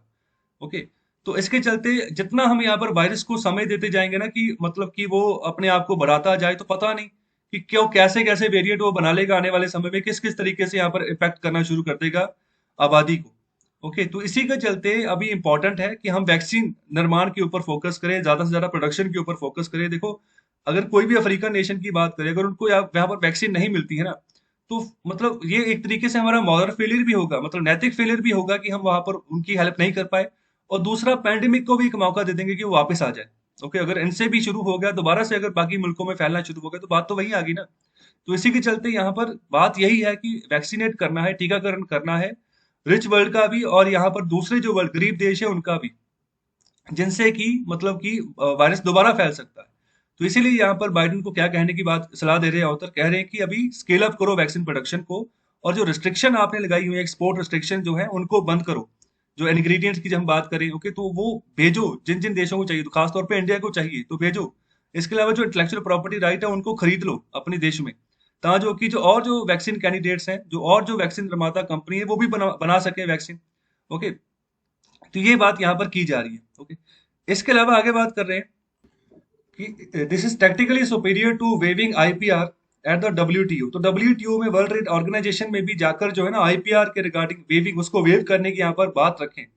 ओके, बाइडन, तो ये उनके लिए सुपीरियर काम है। तो यहाँ पर ओपोजिशन भी इनकी हो रही है, जो रिपब्लिकन्स है, तो रिपब्लिकन जो डोनाल्ड ट्रंप की यहाँ पर पार्टी है रिपब्लिकन, तो ये डेमोक्रेट से चुनकर आए हैं बाइडन। तो डेमोक्रेट को आप कह लो कि ये जैसे अमेरिका की कांग्रेस पार्टी है, और रिपब्लिकन को कह लो कि वो अमेरिका की जो भारतीय जनता पार्टी या फिर राइट विंग पार्टी आप इसको कह सकते हो। ओके, तो अभी इसमें ये भी अपोज करेंगे, कंपेन चलाएंगे कि अगर ऐसा कोई यहाँ पर आईपीआर को वेव किया जाता है डब्ल्यूटीओ में जाकर, तो जो कैपिटलिज्म है उसको यहाँ पर थ्रेट हो जाएगा। कैपिटलिज्म, अमेरिका की इकोनॉमी मेजोरिटी कैपिटलिज्म के सिद्धांत के ऊपर ही चलती है। तो कैपिटलिज्म कैपिटलिज्म का मतलब जिसके पास पैसा है ना, तो वो इकोनॉमी में लगाए, नौकरियां बनाए और ये अपना काम चलाए। तो पूरे बड़े पैमाने पर अमेरिका की इकोनॉमी ऐसे ही चलती है। जैसे भारत में भी, जैसे अंबानी हो गए, टाटा हो गए, तो ये कैपिटलिस्ट है, बड़े कैपिटलिस्ट, जिनके पास पैसा है, खोला अंपायर खोला तो आगे काम चलता गया। तो इसी तरीके से यहाँ पर बड़ी रिस्पेक्ट दी जाती है अमेरिका में जो कैपिटलिस्ट लोग होते हैं उनको। ओके, तो ये चीज है। तो अभी कह रहे हैं कि उनके खिलाफ थ्रेट हो जाएगा कि किसी ने अपनी कंपनी जिसकी यहाँ पर वैक्सीन की थी, उसने अपनी रिसर्च की, सब कुछ बनाया, अपना उनका पेटेंट है, बाद में आप कह दो कि उनको लेकर उनके आईपीआर राइट्स को ही वेव कर दिया जाएगा, सरकार खरीद लेगी। तो इसके चलते यहाँ पर बात की जा रही है, और यहाँ पर बाइडन को अच्छी खासी पॉलिटिकल सपोर्ट चाहिए। ओके, अगर वो यहाँ पर आगे काम करना चाह रहे हैं, तो ये सेनेट जो है ना, ये राज्यसभा है। सेनेट का मतलब ये राज्यसभा है अमेरिका की। ओके, तो वहां पर भी कोई चीज अगर पास करानी है तो बहुत जरूरी होती है। तो जैसे देखो, भारत में लोकसभा राज्यसभा है, लोकसभा में बिल पास हो गया, तो राज्यसभा में भी करवाना जरूरी है, तभी जाके प्रेसिडेंट के साइन होंगे, तभी वो एक्ट बनेगा। तो यहाँ पर अमेरिका में भी ऐसा ही है। ओके, तो एक होता है इनकी सेनेट, एक राज्यसभा, दूसरा इनका भी लोकसभा होता है। ओके, इसका नाम अलग से होता है। ओके, तो वो वहां पर भी अगर बिल पास होता है, दोनों सदनों से पास करवाना पड़ता है। लेकिन सेनेट में मेजोरिटी नहीं है बाइडन की। ओके, तो यहाँ पर भी पास करवाना है, अगर कोई भी अमेरिकन जॉब प्लान ये लेकर आ रहे, तो ये भी उनके सामने जो है इशू है, प्रॉब्लम है। तो जो अमेरिका की लोकसभा होती है उसको हाउस ऑफ रिप्रेजेंटेटिव बोलते हैं। ओके, और आखिर में बात करें India, south Africa, Brazil, Russia, China की, तो उनके पास मल्टीपल फैसिलिटीज है, इतना बड़ा इनके पास इंफ्रास्ट्रक्चर है कि बड़े पैमाने पर वो प्रोडक्शन कर सकते हैं वैक्सीन की। ओके, तो साथ ही साथ अगर सैनोफी की बात करें, मर्क की बात करें, जो कि वैक्सीन नहीं प्रोड्यूस कर पाई, लेकिन इनको जो है अगर आईपीआर राइट खरीद करके इनको यहाँ पर वो फॉर्मूला दिया जाता, तो ये बना तो सकती है ना, तो मास प्रोडक्शन कर सकती है वैक्सीन की, तो इससे फायदा ही होगा। जो यहाँ पर वैक्सीन है वो बड़े पैमाने पर बननी शुरू हो जाएगी। और ऐसी वैक्सीन यहाँ पर इसको कोई अल्ट्रा कोल्ड स्टोरेज नहीं चाहिए, तो यहाँ पर अभी ग्लोबल वैक्सीन का ना फ्लड चाहिए। ओके, तभी जाकर हम पैंडेमिक को जड़ से उखाड़ सकते हैं। ओके, तो यहाँ पर इस तरीके से हमें आगे बढ़ना होगा। और अभी बात करते हैं एडिटोरियल नंबर 4 की। तो यहाँ पर बात कर रहे हैं बाइडेंस कम सितंबर। ओके, देखो, अफगानिस्तान जो एरिया है ना, तो अभी काफी समय से, अभी लगभग 20 साल हो चुके हैं कि वहां पर अमेरिका ने अपनी आर्म्ड फोर्सेस को तैनात करके रखा हुआ है, कि वहां पर तालिबान नाम के ना लड़ाकू होते हैं। तालिबान एक टेररिस्ट ग्रुप भी उनको कहते हैं वहां पर, जो कि अस्थिरता बनाई रखते हैं अफगानिस्तान में, और आए दिन वहां पर बॉम्ब अटैक होते रहते हैं। वहां पर जो चुनी हुई अफगानिस्तान की सरकार है ना, तो उसको भी थ्रेट मिलते रहते हैं। तो कई बार तो ऐसा होता है कि चुना हुआ प्रधानमंत्री, प्रेसिडेंट अफगानिस्तान का, वो स्पीच दे रहा होता है और उसी गली के बाहर जो है बॉम्ब ब्लास्ट हो रहा होता है। तो ये सिचुएशन है। तो अभी अमेरिका ने वहां ट्रूप्स तैनात रखे हैं, तो तब जाकर मतलब सिचुएशन कंट्रोल में रहती है, इतने बड़े पैमाने पर वो अटैक्स नहीं कर पाते। ओके, तालिबान चाहता है कि अफगानिस्तान को वही रूल करे, लेकिन दूसरी ओर यहाँ पर डेमोक्रेटिक फ्रंट्स भी हैं, जो कि यहाँ पर चुनी हुई सरकार भी है। ओके, तो अभी अशरफ गनी की सरकार वहां पर चल रही है, तो भारत की सपोर्ट वहां पर रहती है। भारत ने ही उनको पार्लियामेंट बनाकर दी है अफगानिस्तान के यहाँ पर लोगों को, और बहुत बड़े पैमाने पर और भी कॉपरेशन करता है भारत अफगानिस्तान की। ओके, तो अभी अमेरिका क्या करने जा रहा है, अमेरिका ने एक डिसीजन लिया है कि वो अपने ट्रूप्स को वापस विड्रॉ कर लेगा। ओके, तो अभी इसी के रिगार्डिंग आर्टिकल है, तो इसको इसके ऊपर हम चर्चा करते हैं। और अभी बात करें कि 13 अप्रैल, और अभी जो मई एक है, 1 मई है, तो अभी ये डेडलाइन है, मतलब ऑलमोस्ट नजदीक आ रही है कि जब यहाँ पर जो है ना धीरे धीरे यहाँ पर विड्रॉल करनी शुरू करेंगे, ओके, ट्रूप्स की। तो अभी तालिबान ये नहीं चाह रहा है कि अभी इसको और एक्सटेंड किया जाए, ओके, वो इंटरेस्टेड नहीं है तालिबान इस चीज में। और यहाँ पर जो पेंटागन, तो पेंटागन यहाँ पर वॉशिंगटन को ही यहाँ पर कह रहे हैं, अमेरिका को बोल रहे हैं कि अभी वहां से एक डिसीजन आएगा, मतलब कि डिसीजन चाहिए कि किस तरीके से आगे इनकी रणनीति होगी, किस तरीके से अफगानिस्तान को इन्होंने टैकल करके चलना है। ओके, इसी के चलते अभी तक जो बाकी की जो लॉजिस्टिक, जो सामान वगैरह है, जो इनका वॉर इक्विपमेंट पड़ा हुआ है अमेरिका का इतने बड़े पैमाने पर, पिछले 20 सालों से वहां पर तैनात है इनकी फोर्सेस। ओके, तो वहां पर उसको भी कैसे वापस लेके आना, तो वो भी कठिन काम, वो भी कठिन काम है, इतना आसान नहीं है। तो जनरल्स जो जो वहां पर तैनात है, तो वो भी इसका चिंता यहाँ पर व्यक्त करते हैं कि अटैक कर सकते हैं तालिबान वाले, यहाँ पर काफी पोटेंशियल उनके पास अभी भी है। ओके, और बहुत सारे विचारक ये भी बात कर रहे हैं कि अभी जो व्हाइट हाउस है, अमेरिका जो है ना, अभी उसको और टाइम देना चाहिए, जो तालिबान की जो पार्टीज हैं, तालिबान में यहाँ पर जो अलग अलग पार्टीज गुट बने हुए हैं, वहां पर भी उनको भी, और भी जो यहाँ पर जो एरियाज निकल कर आ रहे हैं अफगानिस्तान में, तो वहां पर एक इंटरिम पावर शेयरिंग एग्रीमेंट वहां पर हो जाए। ओके, कहने का मतलब जो तालिबान वाले हैं और जो वहां पर पॉलिटिकल पार्टीज है अफगानिस्तान में, उनमें एक यहाँ पर इंटरिम पावर शेयरिंग एग्रीमेंट हो जाए कि कौन रूल करेगा अफगानिस्तान को अगर विड्रॉ करता भी है अमेरिका। ओके, तो ये एक तरीके से श्योरिटी तो हो कि आने वाले समय में लड़ेंगे नहीं वापस दोबारा ये। ओके, तो ये इसकी बात कर रहे हैं कि व्हाइट हाउस को अभी वेट करना चाहिए थोड़ा, कि मतलब एक पावर शेयरिंग एग्रीमेंट वहां पर हो जाए। ओके, तो इनको पता चल जाए कि कौन रूल करेगा, कब कब रूल करना है, कैसे करना है, तो ये सब बातें क्लियर हो जाए पहले। ओके, तो अभी देखो बाइडेन की बात करें कि अभी मतलब बैड सिचुएशन अभी बन चुकी है अभी इस समय में। तो मतलब एक डेडलाइन के बॉक्स में अपने आप को बाइडेन ने यहाँ पर बांध लिया है। अगर इसमें कोई डिले यहाँ पर अभी करते हैं तो एक तरीके से लीवरेज मिल जाएगी उन्हीं को।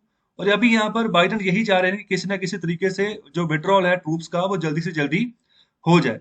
ओके, तो अभी जो इनकी नेशनल सिक्योरिटी टीम जो है ना बाइडेन की, तो अभी बहुत बार मिल चुकी है, फरवरी से लेके अब तक बाइडेन के साथ मीटिंग्स हो चुकी हैं। और यहाँ पर तीन मेन एजेंसीज की बात कर रहे हैं, एक तो है डिफेंस, दूसरा है स्टेट, तीसरा है सीआईए। ओके, तो वो ज्यादातर बड़े पैमाने पर एग्री नहीं है कि हम आगे बढ़े अभी।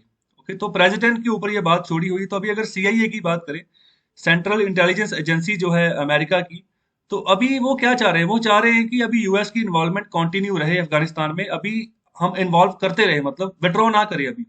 ओके, तो जो ऑपरेशनल फ्लेक्सिबिलिटी जिस तरीके से हम पहले करते आ रहे हैं पिछले 20 सालों से, अभी भी आगे करते रहें। अभी जब तक हमें सही तरीके से सिचुएशन नॉर्मल नहीं कर देते हम यहाँ पर अफगानिस्तान में। ओके, तो इसी के चलते हम अभी अभी अभी अपने जो फुटप्रिंट है उनको एक्सपैंड करना होगा अफगानिस्तान में, तो ये कहना है सीआईए का। दूसरी ओर जब डिफेंस डिपार्टमेंट की बात करें, तो वो भी चाह रहे हैं कि हम अपनी प्रेजेंस को मेंटेन करके चले। ओके, तो जो यहाँ पर अफगान गवर्नमेंट है वो कोलैप्स ना कर जाए, ओके, उसको बचाकर चले। तो अगर ये सीधे निकल जाते हैं, अगर अगर कोई यहाँ पर एग्रीमेंट भी नहीं होता पावर शेयरिंग का तालिबान और जो पॉलिटिकल पार्टीज है उनके बीच में, तो ये तो सीधे सीधे हमला कर देंगे ना बाद में। जब यूएस पूरी तरीके से बाहर आ गया, उनको किसी चीज का डर नहीं रहेगा कि हमारे ऊपर भी कोई बैठा है, तो सीधे सीधे हमला करेंगे और अपने अपने हाथ में कमान ले लेंगे अफगानिस्तान की। ओके, तो ये सिचुएशन यहाँ पर ये बात कही जा रही डिफेंस डिपार्टमेंट की ओर से। इसके अलावा जो सीनियर कमांडर्स हैं, जो यहाँ पर वो भी ये भी चाह रहे हैं कि पॉलिटिकल सेटलमेंट जो है वो हो जाए वहां पर, किसी ना किसी तरीके से पावर शेयरिंग एग्रीमेंट हो जाए। और जो स्टेट डिपार्टमेंट है ना, तो वो यहाँ पर सपोर्ट कर रहा है कि विड्रॉ कर लो, लेकिन वहां पर एक एग्रीमेंट एग्रीमेंट जरूर कर लो, मतलब बाकी जो पार्टीज है उनके बीच में हो जाए कि किस तरीके से काम करना है आगे। और इसके अलावा बात कर रहे हैं आगे की latest annual threat assessment report जो है ना, अभी जो ट्यूसडे को रिलीज हुई है, यहाँ पर क्या बात कर रहे हैं, did not contain an assessment of the chances of return of al Qaeda to Afghanistan. मतलब वो रिपोर्ट ये कह रही है कि जो एनुअल मतलब जो थ्रेट रहता है अफगानिस्तान में, कि किस तरीके से ये मतलब अपने देश में थ्रेट बनाकर चलते हैं। ओके, तो अभी अल कायदा दोबारा अफगानिस्तान में आ जाएगी, तो ये रिपोर्ट ये नहीं कह रही। तो अल कायदा भी एक तरीके का यहाँ पर ये आतंकी संगठन ही है, और जिसको कि अमेरिका की तरफ से जो है आतंकी संगठन जिसको अनाउंस किया हुआ है। तो ये दोबारा अफगानिस्तान में ना आ जाए, तो इसके यहाँ पर चांसेस कम है। लेकिन जो सीनियर इंटेलिजेंस ऑफिशियल्स हैं, तो यहाँ पर अभी भी उनको यहाँ पर शक है कि तालिबान जो है ना ऐसी डेवलपमेंट कर सकता है। इसका कोई हम पक्के तौर पे नहीं कह सकते कि अलकायदा दोबारा रिटर्न नहीं करेगा, तो अलकायदा भी दोबारा से जन्म ले सकता है, दोबारा से डेवलप कर सकता है अफगानिस्तान में। और आगे यहाँ पर बात करें कि जो अफगानिस्तान के प्रेसिडेंट है अशरफ गनी, तो वो भी यहाँ पर ना कहते हैं जो तालिबान है कि वो पार्टिसिपेट करे लोया जिगरा में। तो लोया जिगरा क्या है, देखो अफगानिस्तान में ना ये इनका बहुत ही पुराने समय से एशियन मतलब जमाने से ये यहाँ पर लोया जिगरा चलता आ रहा है। यहाँ पर ये ग्रैंड असेंबली होती है, तो इसमें क्या होता है कि जब भी कोई इम्पोर्टेंट नेशनल इम्पोर्टेंट कोई मुद्दा होता है ना, तो उसको डिस्कस करने के लिए देश भर में से अलग अलग जो यहाँ पर रीजन रीजन के जो लोग होते हैं, कम्युनिटीज होती हैं, ट्राइब्स होते हैं, वो इकट्ठा होते हैं और फिर अपना मुद्दा रखते हैं और उसके ऊपर डिस्कशन करते हैं, फिर उसका सोल्यूशन निकालते हैं। तो इसको बोलते हैं लोया जिगरा। ओके, तो जब भी यहाँ पर नेशनल इंपॉर्टेंस का कोई मुद्दा होता है ना, तब यहाँ पर इसको इकट्ठा करते हैं, इस ग्रैंड असेंबली को। तो वहां पर उस मुद्दे के ऊपर यहाँ पर बातचीत होती है, फिर उसका रिजल्ट निकाला जाता है वोटिंग करके। ओके, तो तालिबान को अशरफ गनी ये भी कह रहे हैं कि वो पार्टिसिपेट करे लोया जिगरा में। हाल ही में लोया जिगरा बुलाया गया था। ओके, तो उसमें क्यों बुलाया गया था? तो अभी 400 के आसपास ना तालिबान के लड़ाके थे जो कि सरकार के कैद में थे। अभी उनका क्या करना है? ओके, तो उनका क्या करना है, इसी के रिगार्डिंग लोया जिगरा बुलाया गया था हाल ही में अफगानिस्तान में। ओके, तो ये इंपॉर्टेंट है, इसके बारे में आपको पता होना चाहिए। तो इसके अलावा ये भी कहा जाता है कि आप इलेक्शन में भी पार्टिसिपेट करो। तो ऑथर बात करें तालिबान और इलेक्शन जो है ना, तो ये इस तरीके से कि तालिबान और जो अभी अभी जमाने की जो मॉडर्निटी, वो चीजें होंगी जो दोनों एक दूसरे मतलब ऑपोजिट एंड पे खड़े हुए हैं। मतलब अगर आप तालिबान के सामने कह दो कि आप इलेक्शन के थ्रू आप आगे आओ, तो वो कभी नहीं आएंगे। ओके, तो इसके अलावा जो आउटसाइडर पावर्स है ना, तो वो मतलब डायरेक्ट यहाँ पर सपोर्ट करती हैं तालिबान को कि बिना किसी इलेक्शन के ही, कि आप बिना किसी इलेक्शन के ही रूल करो। तो वो तो अभिषेक करने के लिए तैयार है उनका, तालिबान का। इसके अलावा और भी जो बातचीत प्रपोज की गई by the secretary of state Antony Blinken. Okay, तो ये अमेरिका के यहाँ पर सेक्रेटरी ऑफ स्टेट है, एंटनी ब्लिंकन। तो यहाँ पर उन्होंने अपना लेटर भी लिखा गनी को, तो जहां पर सीधे सीधे यहाँ पर बात तय थी कि यहाँ पर दूरियां अभी बढ़ती जाएंगी वॉशिंगटन और काबुल के बीच में। काबुल अफगानिस्तान की कैपिटल है, वॉशिंगटन अमेरिका की कैपिटल है। ओके, तो अभी टर्की की अगर बात करें तो वो भी डिले कर रहा है, मतलब जिस तरीके से उसको पार्टिसिपेट करना चाहिए इस मुद्दे के ऊपर। ओके, तालिबान के मुद्दे के ऊपर। दूसरी ओर जो पाकिस्तानी ओपोजिशन है, वो भी कह रहे हैं कि इंडिया पार्टिसिपेट नहीं करना चाहिए बीच में। तो पाकिस्तान इस बात पे यहाँ पर अपोज कर रहा है कि हम यहाँ पर जो है अफगानिस्तान को सपोर्ट नहीं करेंगे अगर इंडिया पार्टिसिपेट करता। तो इंडिया पार्टिसिपेट करता है, इंडिया हेल्प करता है, तो पाकिस्तान को वही चीज चुभती है। और इंडिया क्या करता है? इंडिया तो मतलब जो खाने पीने का सामान है ना, तो वो भी पहुंचाता है। तो एक बार तो ऐसा हुआ था कि जो हवाई रास्ता होता है ना, तो पाकिस्तान से गुजर कर फिर ही हम अफगानिस्तान में अप्रोच करेंगे। तो ये मांगा था पाकिस्तान से कि हमें यहाँ पर हवाई जहाज से रसद पहुंचानी है, सामान पहुंचाना है अफगानिस्तान में। तो पाकिस्तान ने मना कर दिया।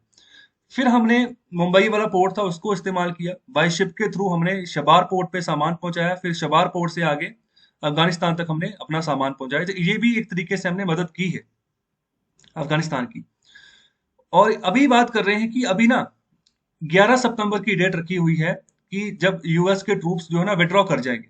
ओके, तो ये फिक्स टाइमलाइन है कि मतलब तालिबान की यही टॉप मोस्ट डिमांड थी जब तालिबान के साथ यूएस गवर्नमेंट की बातचीत चल रही थी कि किस तरीके से जो है ना अभी सिचुएशन को नॉर्मल करना है। तो उनकी सीधी सीधी डिमांड थी कि आप विड्रॉ करो। तो अभी अमेरिका विड्रॉ करेगा तो 11 सितंबर रखा हुआ है टाइम। ओके, तो अभी रिसेंटली बाइडन ने कमेंट किया, तो उस कमेंट में उसने कहा कि अभी 11 सितंबर से और भी ज्यादा दिन जो है हमारे ट्रूप्स रह सकते हैं। तो अभी ये सब चीजें ना तालिबान ये सब सुन के दोबारा से ओपन ट्रेड अभी देना शुरू कर दिया उसने कि ये नहीं चलेगा। उन्होंने अपनी वेबसाइट पे कहा है कि वार्न कर दिया है कि अगर जो यहाँ पर तय डेट है, मतलब जो 11 सितंबर, अगर उसके बाद भी फोर्सेस रहती हैं, तो फिर अटैक्स दोबारा से शुरू हो जाएंगे, तालिबान दोबारा से अटैक्स करना शुरू कर देगा। और इसके अलावा बात करें कि जो यूएस मिलिट्री है, तो अभी उन्होंने भी एडिशनल सिक्योरिटी लेयर्स बनाई हुई है अफगानिस्तान में। तो यहाँ पर जो स्टेट डिपार्टमेंट है यूएस का, तो उसकी एम्बेसी है काबुल में। ओके, तो इसमें इसी के ऊपर यहाँ पर बात करें कि पिछले महीने तालिबान ने अटैक किया था सीआईए के ऊपर। तो यहाँ पर जो सीआईए के ऑपरेटिव्स थे ईस्टर्न अफगानिस्तान में, तो वहां पर अटैक भी किया था और यहाँ पर वार्निंग भी दी, चेतावनी दी कि और भी यहाँ पर अटैक्स होंगे। तो यहाँ पर ये प्रोबेबली मैसेज दिया जा रहा है तालिबान की तरफ से, जो यहाँ पर यूएस की सीक्रेट लोकेशंस है, तो वो जो अफगानिस्तान में यूएस की सीक्रेट लोकेशन है, तो उनके बारे में ये कहा जा रहा है कि हमारी नजरें आपके ऊपर ही हैं। आप जहां जहां पर भी ऑपरेट करेंगे अफगानिस्तान में, तो हमें पता है आप कहां पर हो, तो हम जब भी चाहे अटैक कर सकते हैं। तो इस तरीके से यहाँ पर खतरा हो जाएगा जो यहाँ पर स्पेशल ऑपरेशन फोर्सेस जो लगाई हुई है यूएस के द्वारा अफगानिस्तान में, कि किस तरीके से अलकायदा को खत्म किया जाए, किस तरीके से इस्लामिक स्टेट के जो आतंकवादी है उनको खत्म किया जाए। तो ये इन ऑपरेशंस के ऊपर खतरा मंडराना शुरू हो जाएगा अगर तालिबान भी यहाँ पर आ गया। ओके, तो ये बात की जा रही है। और अभी आखिर में बात करें कि अभी कौन है जो तालिबान की मदद कर रहा है, कि जो साइट्स हैं उनको लोकेट करने में, कि कहां पर यूएस आर्मी तैनात है, किन किन एरियाज में वो काम कर रही है। तो अभी जो अभी की सिचुएशन है ना, तो बिल्कुल यहाँ पर जो 1989 वाली सिचुएशन थी, तो बिल्कुल मैच कर रही है। तो जहां पर जो सोवियट्स थे, यूएसएसआर जो था, तो वो विड्रॉ कर गया इस एरिया से। तो उसने यहाँ पर ये आरोप भी लगाया कि यूएस जो है ना सपोर्ट कर रहा है जो मुजाहिदीन फाइटर्स है उनकी, और यहाँ पर फाइनेंस प्रोवाइड कर रहा है उनको, उनको हथियार प्रोवाइड कर रहा है, और साथ ही साथ यहाँ पर पाकिस्तान की भी मदद जो है ना वो जो यूएस है वो ले रहा है। तो ये यहाँ पर उस समय सिचुएशन थी। तो आज की भी यही सिचुएशन यहाँ पर लग रही है कि अमेरिका कहीं ना कहीं किस तरीके से जो यहाँ पर मुजाहिदीन फाइटर्स है उनकी सपोर्ट करता है। अमेरिकन और रशियन रोल यहाँ पर जो है ना मतलब इंपॉर्टेंट रहा है इस एरिया में हमेशा से। और सबसे इंपॉर्टेंट यहाँ पर जो कांस्टेंट बात रही है वो पाकिस्तान है, कि पाकिस्तान की किसी न किसी तरीके से यहाँ पर अफगानिस्तान में इंसर्जेंसी जो है ना, मतलब जो एरियाज के बारे में जो लोकेशन बतानी, तो पाकिस्तान के भी यहाँ पर जो मुजाहिदीन है कहीं ना कहीं तरीके से ये मदद कर देते हैं। ओके, तो यहाँ पर आखिर में बात करें कि आशा करते हैं कि जो 9/11 जैसे जो अटैक्स हुए तो दोबारा ना हो, और यहाँ पर दोबारा से मतलब ऐसी हेक्टिक सिचुएशन बाइडेन के सामने ना बन जाए।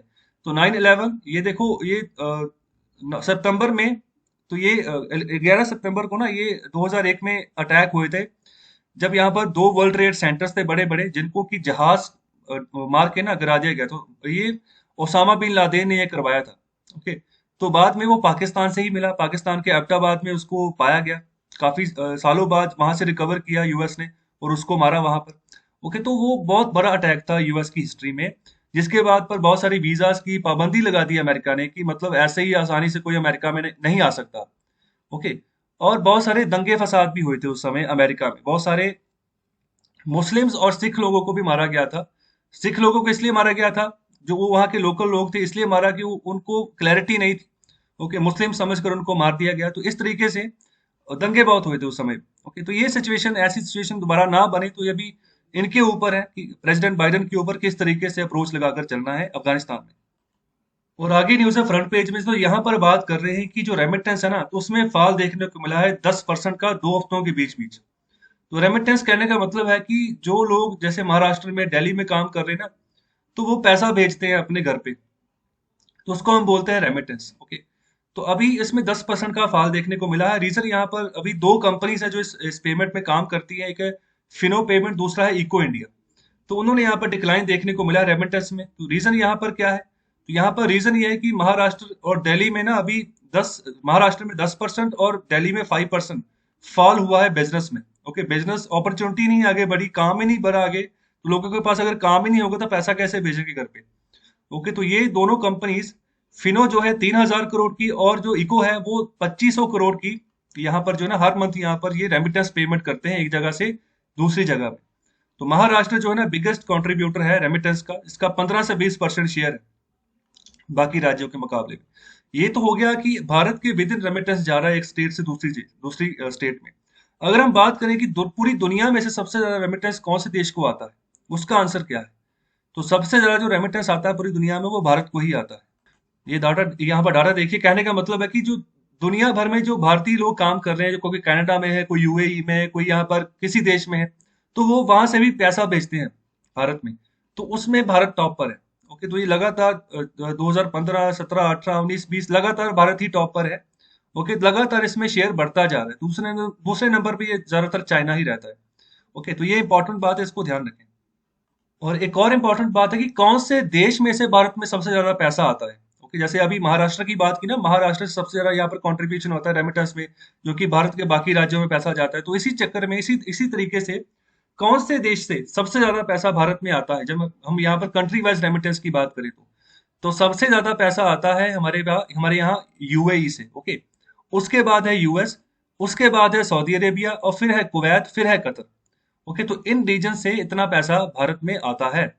तो यूएई की बात करें ना, तो यहाँ पर 35 लाख भारतीय काम करते हैं, 22 लाख पाकिस्तानी काम करते हैं, और इनकी जो अपनी आबादी है यूएई वालों की, वे 12 लाख के आसपास है।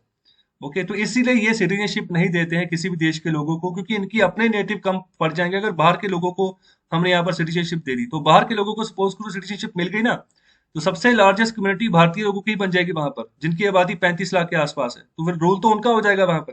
ओके, तो ये सिचुएशन है। सबसे ज्यादा पैसा हमें यहाँ पर यूएई से आता है, यूनाइटेड अरब एमिरेट से। तो इसकी कैपिटल क्या है, आंसर करें कमेंट बॉक्स में। तो ये देखिए, लार्जेस्ट जो यहाँ पर रेमिटेंस रिसीवर है वो भारत है। ओके, तो ये डाटा बदलता रहता है, लेकिन टॉप पर भारत ही रहता है, दूसरे नंबर पर भी चाइना रहता है, फिर फिलीपींस, मैक्सिको, फ्रांस आ गया। तो ये सिचुएशन है। ओके, तो यहाँ पर मिलियन के हिसाब से ये कंट्रीब्यूशन भी दिया हुआ है कि जिस पैमाने पर माइग्रेंट होते हैं, मतलब लोग माइग्रेंट, सबसे ज्यादा माइग्रेशन इंडिया से होती है, मतलब भारतीय लोग जाकर जो है वो बाहर बाहर के जो कंट्रीज है वहां पर काम कर रहे हैं। और इसके अलावा ये भी है कि भारत से रेमिटेंस सबसे ज्यादा किसको जाता है, तो वो सबसे ज्यादा जाता है बांग्लादेश को, फिर जाता है नेपाल को, फिर जाता है श्रीलंका को। और आगे न्यूज है स्मार्ट इन्वेस्टिंग वाले पेज में से, तो यहाँ पर जो हमारा insolvency and bankruptcy board of India है ना, तो अभी वो क्या करने जा रहा है, एक दो नए ऑनलाइन प्लेटफॉर्म्स बनाने जा रहा है कि जहां पर जो है ना लोग अपना डिस्ट्रेस एसेट जो है वो आकर बेच सकते हैं, सेल कर सकते हैं। तो ये देखो इंसॉल्वेंसी एंड बैंक्रप्सी कोड क्यों बनाया गया था, ये 2016 में बनाया गया था। इसका मकसद यही था कि जो कंपनी दिवालिया हो गई है, ओके, तो अभी वो अपने आप को बेचे, और मतलब किसी ना किसी तरीके से रेजोल्यूशन उसका निकले तो बेचना ही पड़ेगा। और जो भी खरीदेगा, जब पैसा इनके पास आएगा तो जिन इन्वेस्टर्स का पैसा लगा हुआ वो उनको वापस कर दो। ओके, मतलब इन्वेस्टर्स का नुकसान ना करो, कंपनी मतलब पूरे तरीके से बंद ना हो जाए, दिवालिया ना हो जाए, मतलब ये कंडीशन आने से पहले उसको किसी बड़ी कंपनी को बेच दो। ओके, तो ये जो दो ऑनलाइन प्लेटफॉर्म्स होंगे इनका नाम होगा, पहले का होगा national e governance services and दूसरा होगा एम जंक्शन सर्विसेज, जो कि एक जॉइंट वेंचर होगा दो कंपनीज के बीच में, टाटा स्टील और steel authority of India limited. Okay, तो यहाँ पर ज्यादातर जो स्टील के रिलेटेड जो कंपनीज होगी ना, तो वो अपना डिस्ट्रेस्ड एसेट जो है यहाँ पर बेच सकेंगी, तो ये फायदा होगा, जल्दी से काम हो जाएगा। पहले यहाँ पर बायर ढूंढना पड़ेगा, उसमें टाइम लगता है, तो अगर ऑनलाइन प्लेटफॉर्म ऐसा हो जाता है तो जल्दी से यहाँ पर बायर मिल सकता है। और आगे न्यूज है economy micro macro and more वाले पेज में से, तो यहाँ पर बात कर रहे हैं जो सीसीआई है ना, जो भारत का कंपटीशन कमीशन ऑफ इंडिया है, वो अभी कुछ रूल्स को रेगुलेशंस को अमेंड करने जा रहा है कि यहाँ पर जो कॉन्फिडेंशियलिटी जो चीज होती है ना, तो उसको भी मतलब सही तरीके से ट्रांसपेरेंट रूप में यहाँ पर बात रखी जा सके।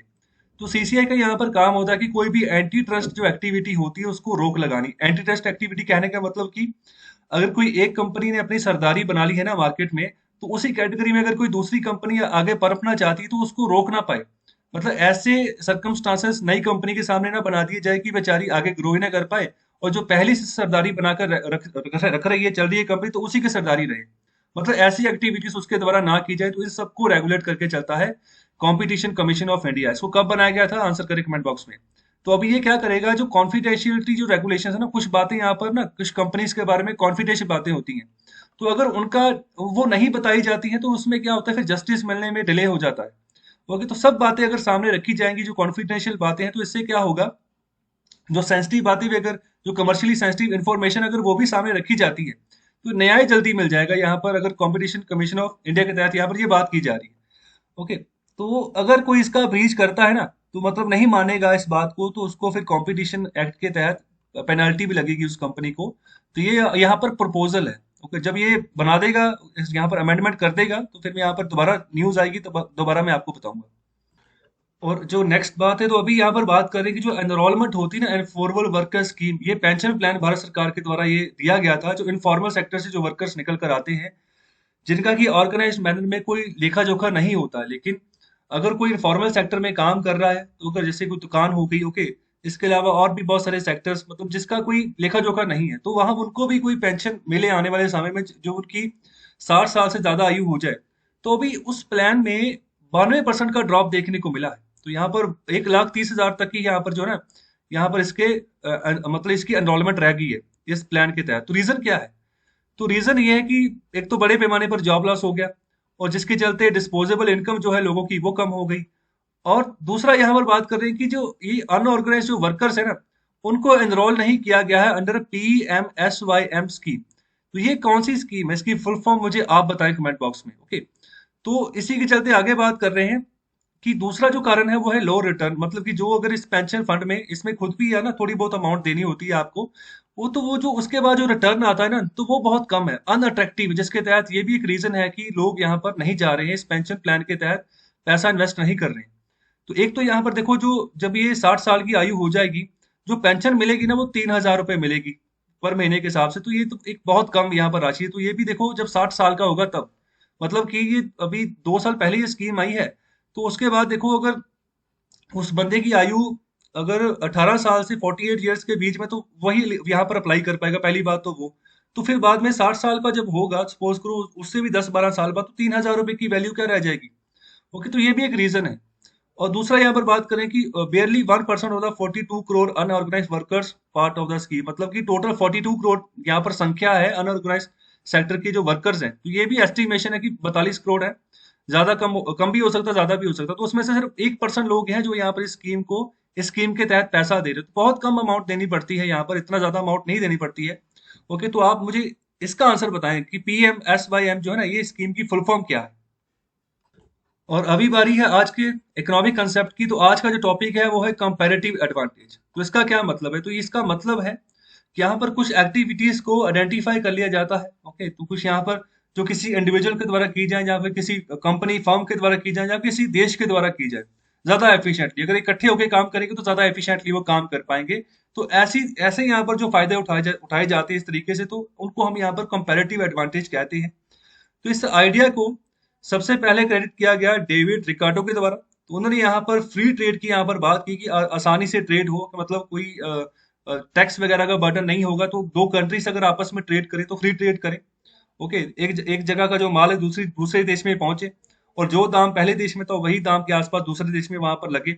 और इसी के चलते यहाँ पर ये भी बात कर रहे हैं, कंट्रीज को सजेस्ट किया जाए कि वो यहाँ पर फायदा उठा सकती हैं, ट्रेड कर सकती हैं। अगर एक दूसरे के साथ वो ट्रेड करती हैं, तो बेशक किसी यहाँ पर कोई एक कंट्री ज्यादा एफिशिएंट काम करी, दूसरी कम एफिशिएंट काम कर रही, तो फिर भी यहाँ पर दोनों को फायदा होगा। ओके, तो यहाँ पर एब्सोल्यूट एडवांटेज भी इसको कहा जाता है। तो ये भी एक तरीके की इकोनॉमिक एक्टिविटी ही होती है, और इसको यहाँ पर हम कंपैरेटिव एडवांटेज भी कहते हैं। तो कैसा लगा आर्टिकल, कैसी लगी फुल डिस्कशन? तो मुझे आंसर जरूर करें, फीडबैक दें अपना। और जो मैंने क्वेश्चन पूछे हैं तो उसका आंसर भी करें, और लाइक करें, इस लेक्चर को ज्यादा से ज्यादा शेयर करें। बहुत बहुत शुक्रिया, धन्यवाद।